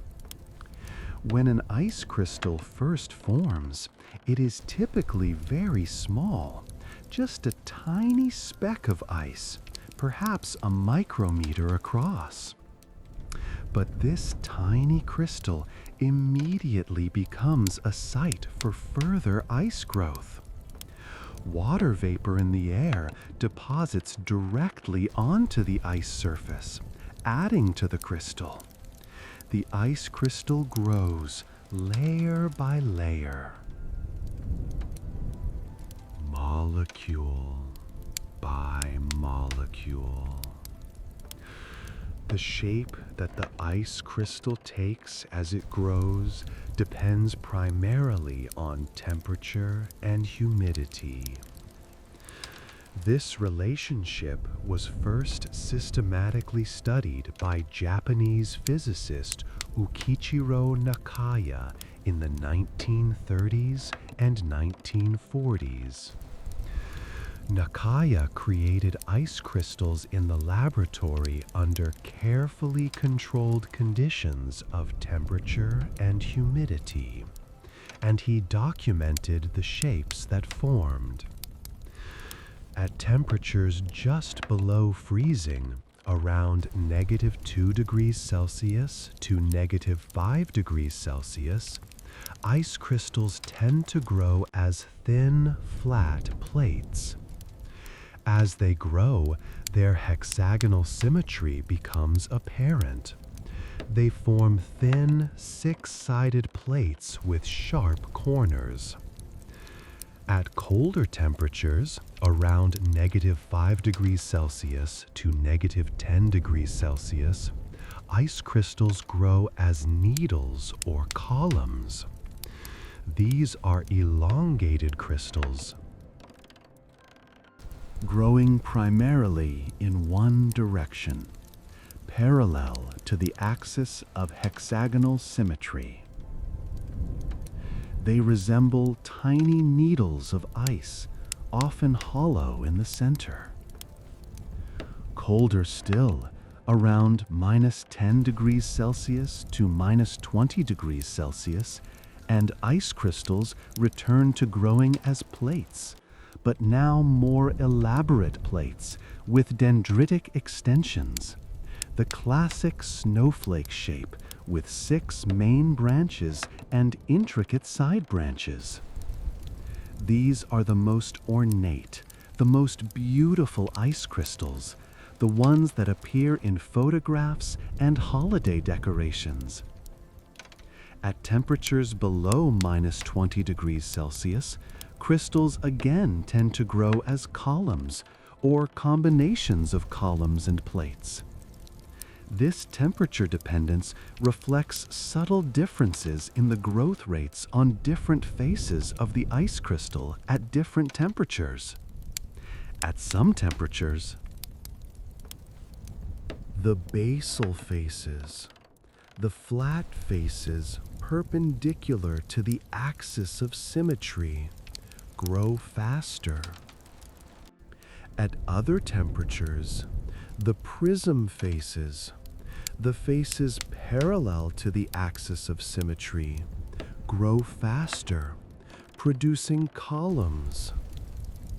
The details of why this occurs involve complex surface physics and molecular dynamics that are still not fully understood. But temperature is not the only factor. Humidity, specifically the degree of supersaturation with respect to ice, also plays a crucial role. At higher supersaturations, crystals tend to develop more elaborate dendritic structures. At lower supersaturations, they tend to be simpler, more compact. This is because rapid growth at high supersaturations tends to be unstable. If one part of the crystal grows slightly faster than another, perhaps due to a random fluctuation, that part will protrude slightly into the surrounding vapor. This protrusion will then grow even faster because it has more surface area exposed to the vapor. The result is branching, dendritic growth, the formation of those intricate, tree-like structures we see in snowflakes. Each ice crystal, as it forms and grows, experiences a unique path through the cloud. It might form at one temperature and humidity, then fall into a region with different temperature and humidity. Then be carried upward by an updraft into yet another environment. Each change in conditions affects how the crystal grows. This is why every snowflake is unique. Each one has experienced a unique history of temperature and humidity as it grew. The beauty of ice crystals is not merely aesthetic, but speaks to something deeper. Here is crystalline order emerging from the chaotic motion of water molecules. Here is symmetry and complexity arising from simple physical laws. Here is infinite variety generated by variations in temperature and humidity. Wilson Bentley, a farmer in Vermont, spent much of his life photographing snowflakes beginning in the 1880s. He captured thousands of images, each one showing the intricate beauty of individual ice crystals. His photographs revealed to the world what had always been there, but had been too small and too fleeting for most people to see. The extraordinary artistry of nature at the microscopic scale. Bentley famously said that he never found two snowflakes that were exactly alike. This is likely true, given the nearly infinite number of possible paths through temperature and humidity space that a growing ice crystal might experience. And yet, all snowflakes share that same hexagonal symmetry, that same six-fold structure. Unity and diversity, order and variation. All present simultaneously. Section 12. Cloud seeding and weather modification. Let us now consider a practical application of cloud physics, the attempt to modify clouds and precipitation through a process called cloud seeding. This is a topic that has generated considerable controversy and debate over the decades, and it provides an interesting case study in the application of scientific understanding to real-world problems. The basic idea of cloud seeding is simple. If clouds fail to produce precipitation because they lack ice nuclei, then introducing ice nuclei into the cloud should stimulate precipitation. Similarly, if clouds lack the large droplets needed to initiate collision coalescence, then introducing large droplets or particles might stimulate rain. The first successful cloud seeding experiment was conducted in 1946 by Vincent Schaefer, a scientist working at General Electric's research laboratory. Schaefer was studying the formation of ice crystals in a laboratory cold chamber, essentially a large freezer, by breathing into the chamber to create a small cloud of water droplets from his breath. One day, the chamber was not quite cold enough, and the droplets were not freezing. Somewhat frustrated, Schaefer dropped a piece of dry ice, solid carbon dioxide, into the chamber to lower the temperature. Immediately, the droplets in the chamber froze, transforming into millions of tiny ice crystals. Schaefer realized that the dry ice had not merely cooled the chamber, but had actively nucleated ice formation. The extreme cold of the dry ice surface, about -78 degrees Celsius, was cold enough to cause homogeneous nucleation of ice directly from the supercooled water droplets. Shortly thereafter, Schaefer and his colleague Bernard Vonnegut conducted cloud seeding experiments in the atmosphere. They flew an aircraft over supercooled clouds and dropped pellets of dry ice into the clouds. In several cases, they observed the clouds transforming, ice crystals forming, precipitation developing. Snow falling from clouds that had previously not been precipitating. Vonnegut then discovered that silver iodide could also serve as an ice nucleus.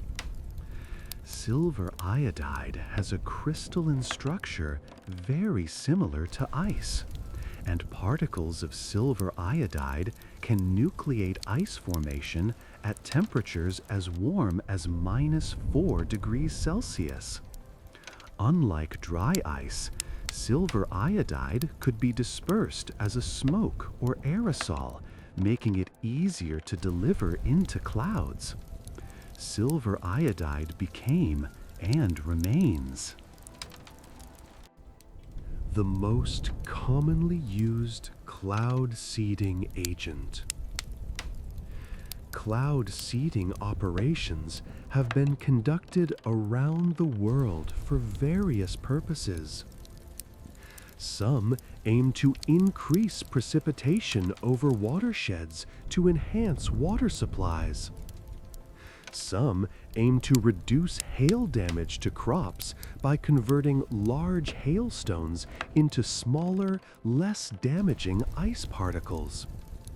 Some aim to dissipate fog at airports.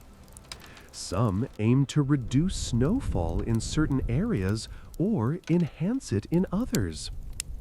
But does cloud seeding actually work?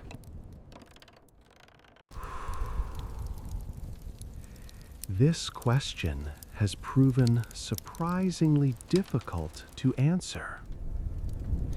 The fundamental challenge is that weather is inherently variable. If you seed a cloud and it subsequently produces precipitation, how do you know whether the precipitation was caused by the seeding or would have occurred anyway?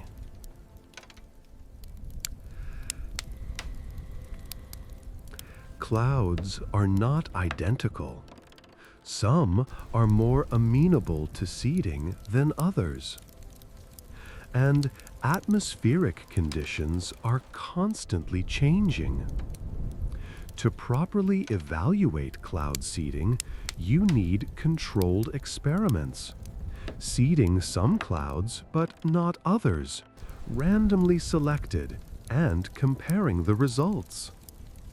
But conducting such experiments is expensive and logistically challenging. You need aircraft, skilled pilots, meteorologists. Seeding equipment. You need clouds with the right characteristics. Supercooled, but not yet precipitating. You need to be able to track the seeded clouds and measure what happens. Numerous scientific studies of cloud seeding have been conducted over the past 75 years. The results have been mixed. Some studies have found statistically significant increases in precipitation from seeded clouds, typically on the order of 10 to 20%. Other studies have found no significant effect or even decreases in precipitation. The current scientific consensus is that cloud seeding can increase precipitation under certain specific conditions, but the effect is generally modest. And predicting when it will be effective remains difficult. The conditions need to be just right. Clouds with abundant supercooled water but few natural ice nuclei. If clouds already contain ice crystals naturally, adding more ice nuclei through seeding accomplishes little. If clouds lack sufficient moisture, seeding cannot create precipitation where there is none to be had. Despite the scientific uncertainties, cloud seeding continues to be practiced in many parts of the world. China has one of the world's most extensive cloud seeding programs, conducting operations to enhance rainfall for agriculture and to ensure clear skies for major events. Several U.S. states, particularly in the arid West, fund cloud seeding programs to augment winter snowpack in mountain ranges. The United Arab Emirates seeds clouds to increase rainfall in an extremely arid climate. The ethics of weather modification raise interesting questions. If one region seeds clouds to increase precipitation, Does that steal rain that would have fallen elsewhere? If cloud seeding reduces hail in one location, does it increase hail somewhere else? Who has the right to modify the weather, and who bears the responsibility if something goes wrong? These questions have no simple answers. Weather systems are vast and interconnected. Clouds move, evolve, interact with other clouds. The atmosphere does not respect political boundaries. Moisture that evaporates in one country may fall as rain in another. Wind patterns shift. The butterfly effect suggests that small changes in one place might, through the chaotic dynamics of the atmosphere, lead to large changes elsewhere. Perhaps the most important lesson from cloud seeding is one of humility. Our ability to modify weather remains quite limited, and our understanding of the full consequences of such modification is incomplete. We can introduce ice nuclei into clouds, but we cannot control the fundamental drivers of weather: the solar energy that evaporates water, the temperature contrasts that drive winds, the rotation of the Earth that shapes global circulation. We can tinker at the margins, but the atmosphere remains largely beyond our command.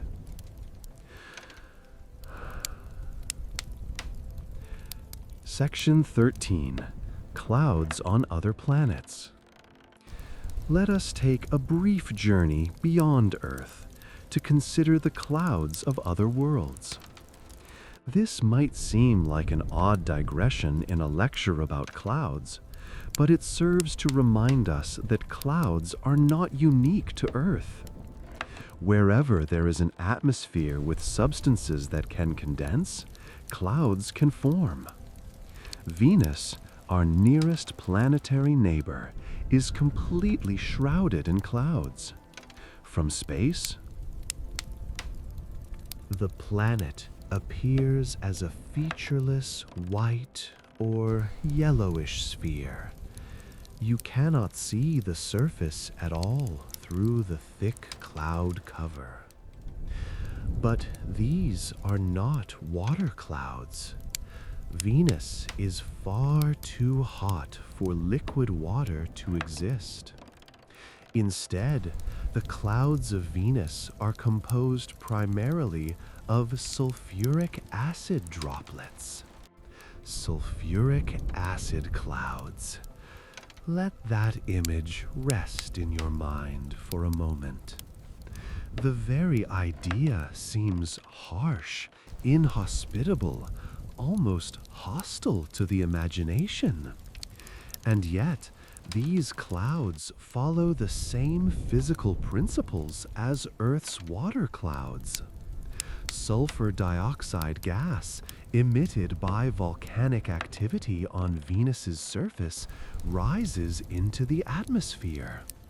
At certain altitudes and temperatures, it reacts with water vapor and oxygen to form sulfuric acid, which condenses into droplets. These droplets form clouds that persist indefinitely, driven by the slow circulation of Venus's thick atmosphere. The sulfuric acid clouds are layered, stretching from about 45 to 70 kilometers above Venus's surface. They completely hide the surface from view in visible light, though radar can penetrate them to map the topography below. Spacecraft that have descended through Venus's atmosphere have photographed these clouds from within. Vast, yellowish expanses extending in all directions, alien and beautiful in their own unsettling way. Mars, by contrast, has much thinner clouds than Earth or Venus. The Martian atmosphere is very thin, less than 1% the density of Earth's, and very cold. Water vapor is scarce. But Mars does have clouds, primarily composed of water ice crystals, similar to cirrus clouds on Earth. These Martian clouds are wispy, tenuous things, sometimes visible as thin veils at high altitudes. They form most commonly over the large volcanic mountains of Mars, where topography forces air to rise and cool. They also form at the polar regions during winter, when carbon dioxide, dry ice, condenses directly from the Martian atmosphere to form clouds of dry ice crystals. Imagine that, clouds made of solid carbon dioxide. Drifting across the rust-red sky of Mars. Under Martian conditions, with atmospheric pressure less than 1% of Earth's and temperatures often below -100 degrees C, carbon dioxide behaves much as water does on Earth, evaporating, condensing, forming clouds, and precipitating as snow. Jupiter, the giant of our solar system, presents an entirely different cloud environment. Jupiter has no solid surface. It is a ball of gas gradually transitioning to liquid and then potentially solid under immense pressure in the deep interior. The clouds we see on Jupiter are actually just the uppermost layer of a deep, complex atmosphere. The visible clouds of Jupiter are thought to be composed primarily of ammonia ice crystals. Below these ammonia clouds, at warmer temperatures and higher pressures, there may be clouds of ammonium hydrosulfide. Deeper still, there may be water ice clouds. And below that, perhaps clouds of water droplets in a layer where temperatures and pressures are not so different from Earth's. The bands and swirls visible on Jupiter, those distinctive stripes of white, brown, tan, and red, are all different cloud layers and atmospheric features. The Great Red Spot, that enormous storm that has persisted for centuries, is a high-pressure system with clouds that extend high into Jupiter's atmosphere, forming an elevated plateau of ammonia ice. Saturn, too, has similar cloud structures, though they are less distinct visually because Saturn's atmosphere has a layer of haze that obscures the underlying cloud features. Like Jupiter, Saturn's clouds are likely composed of ammonia ice in the upper atmosphere, with ammonium hydrosulfide and water clouds deeper down. Titan, Saturn's largest moon, has clouds that are perhaps the most exotic in our solar system. Titan is the only moon with a thick atmosphere, and that atmosphere is mostly nitrogen, with a significant amount of methane. On Titan, with its frigid temperatures around minus 180 degrees Celsius, methane behaves much as water does on Earth. Methane evaporates from liquid lakes on Titan's surface, rises into the atmosphere, condenses to form clouds of methane droplets and methane ice crystals, and occasionally produces methane rain that falls back to the surface. Titan has a methane cycle analogous to Earth's water cycle. Clouds, rain, lakes, all composed of liquid methane and ethane rather than water. The Cassini spacecraft and the Huygens probe that descended to Titan's surface have photographed these methane clouds, observed the methane rain, imaged the lake shores. It is a world both alien and familiar, where the same physical processes occur, but with different substances.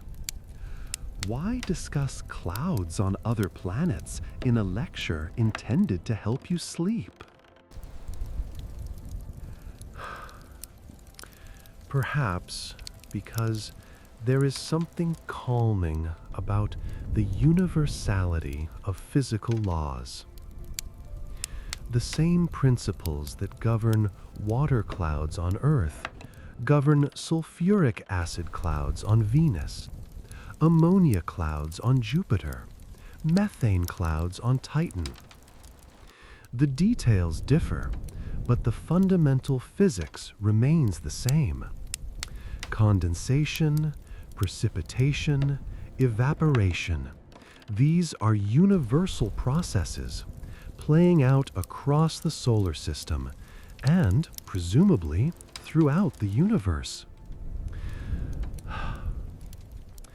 Section 14. The quiet observation of clouds. As we truly begin to approach the end of our lecture, let us step back from the technical details, from the physics and chemistry, from the classifications and mechanisms, and consider clouds simply as objects of contemplation. Humans have always watched clouds.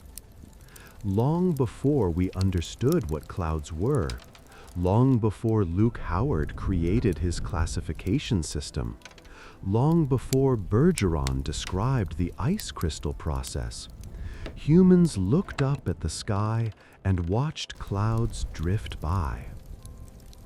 There is something inherently meditative about cloud watching.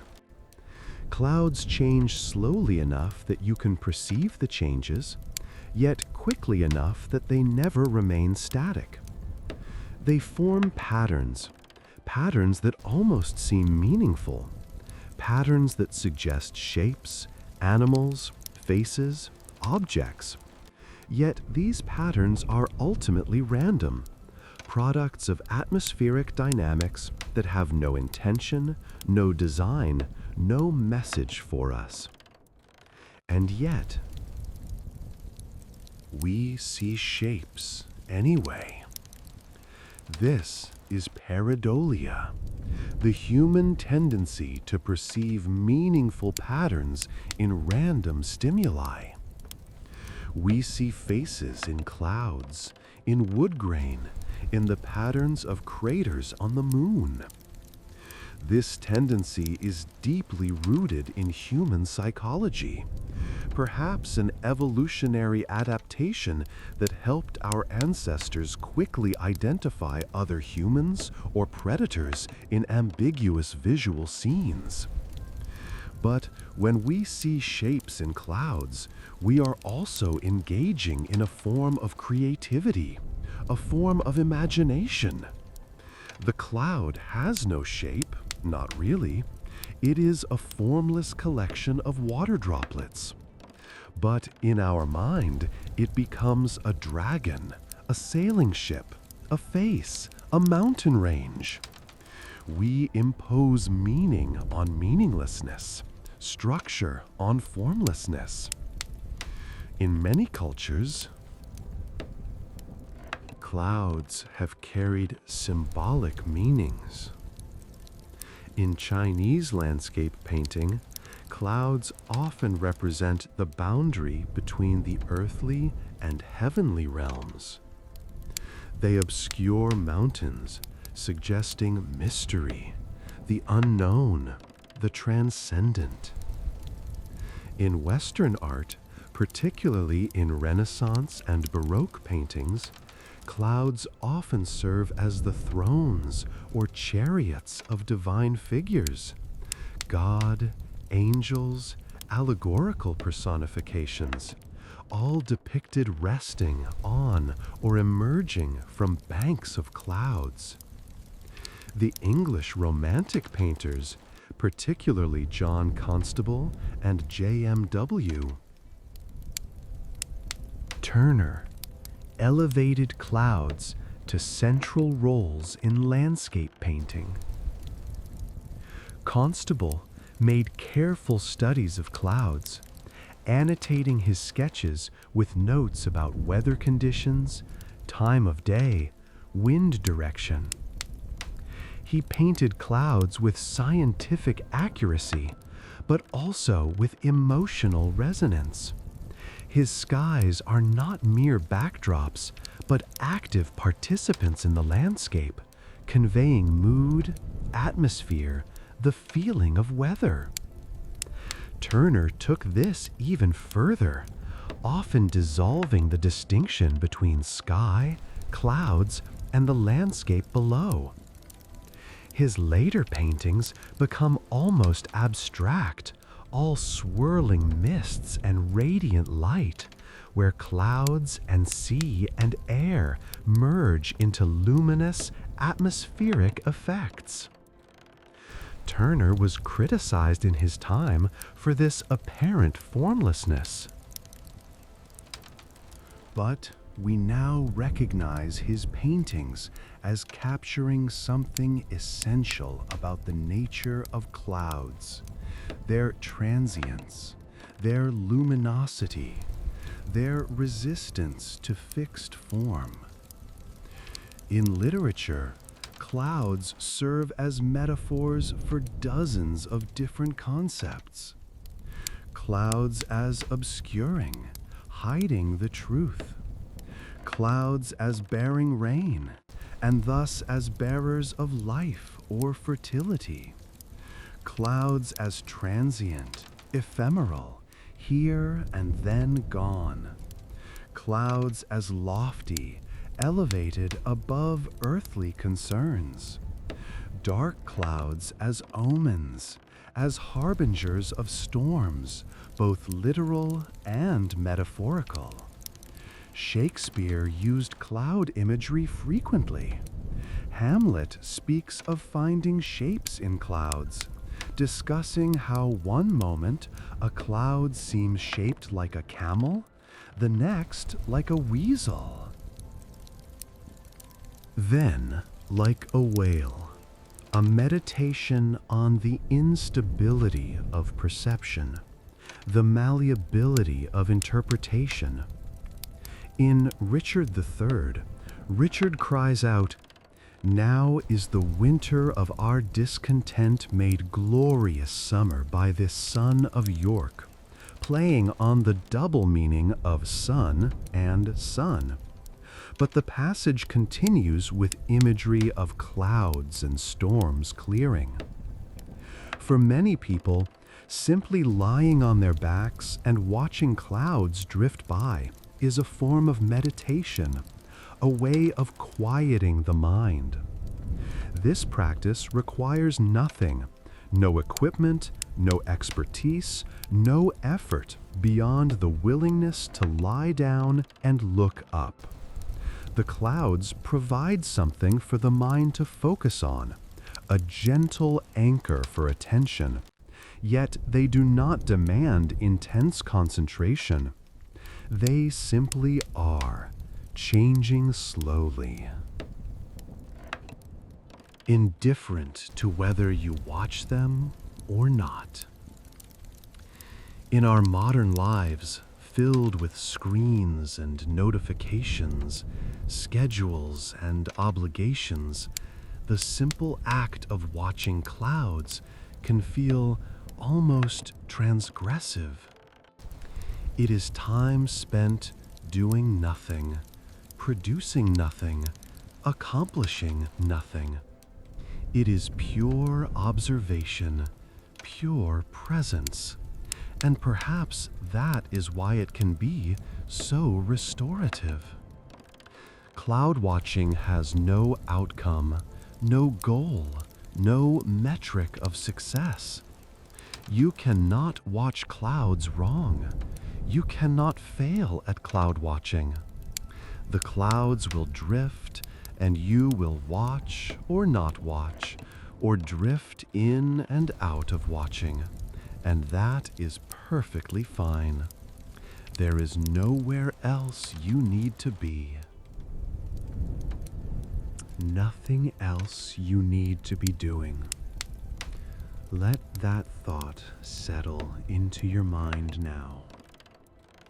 Nowhere else you need to be. Nothing else you need to be doing.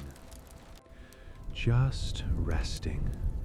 Just breathing, just existing, like clouds themselves, forming, drifting, dissipating, without urgency, without anxiety, following the gentle currents of the atmosphere.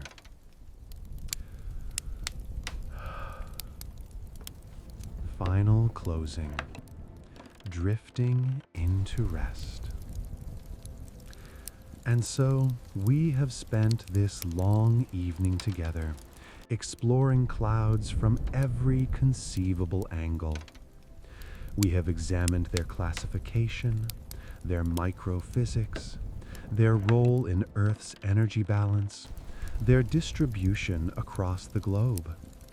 We have considered cloud seeding, ice crystals, optical phenomena. We have ventured to other planets to see clouds of sulfuric acid, ammonia, methane. We have reflected on clouds as objects of art, literature, and contemplation. If you have listened to all of this, I am both impressed and hope that you are by now quite thoroughly ready for sleep. If you drifted in and out, catching only fragments, that is perfectly appropriate. If you fell asleep an hour ago, you will not hear this, but that is ideal. That is precisely the intended outcome. Let everything we have discussed drift away now. All the technical terminology, all the classifications, all the physics. Let it all dissolve like clouds dissipating in dry air. Let your thoughts become as formless and peaceful as a sky covered in featureless stratus. Your breathing is slow now, deep and slow.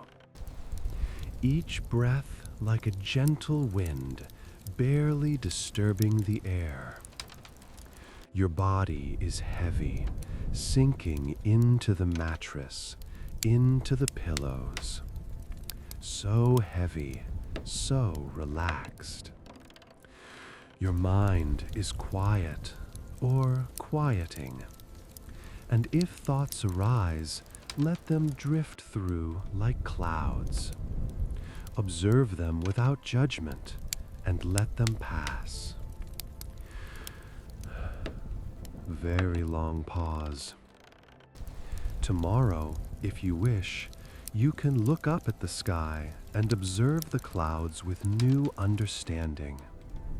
You might identify a cirrus an alto cumulus,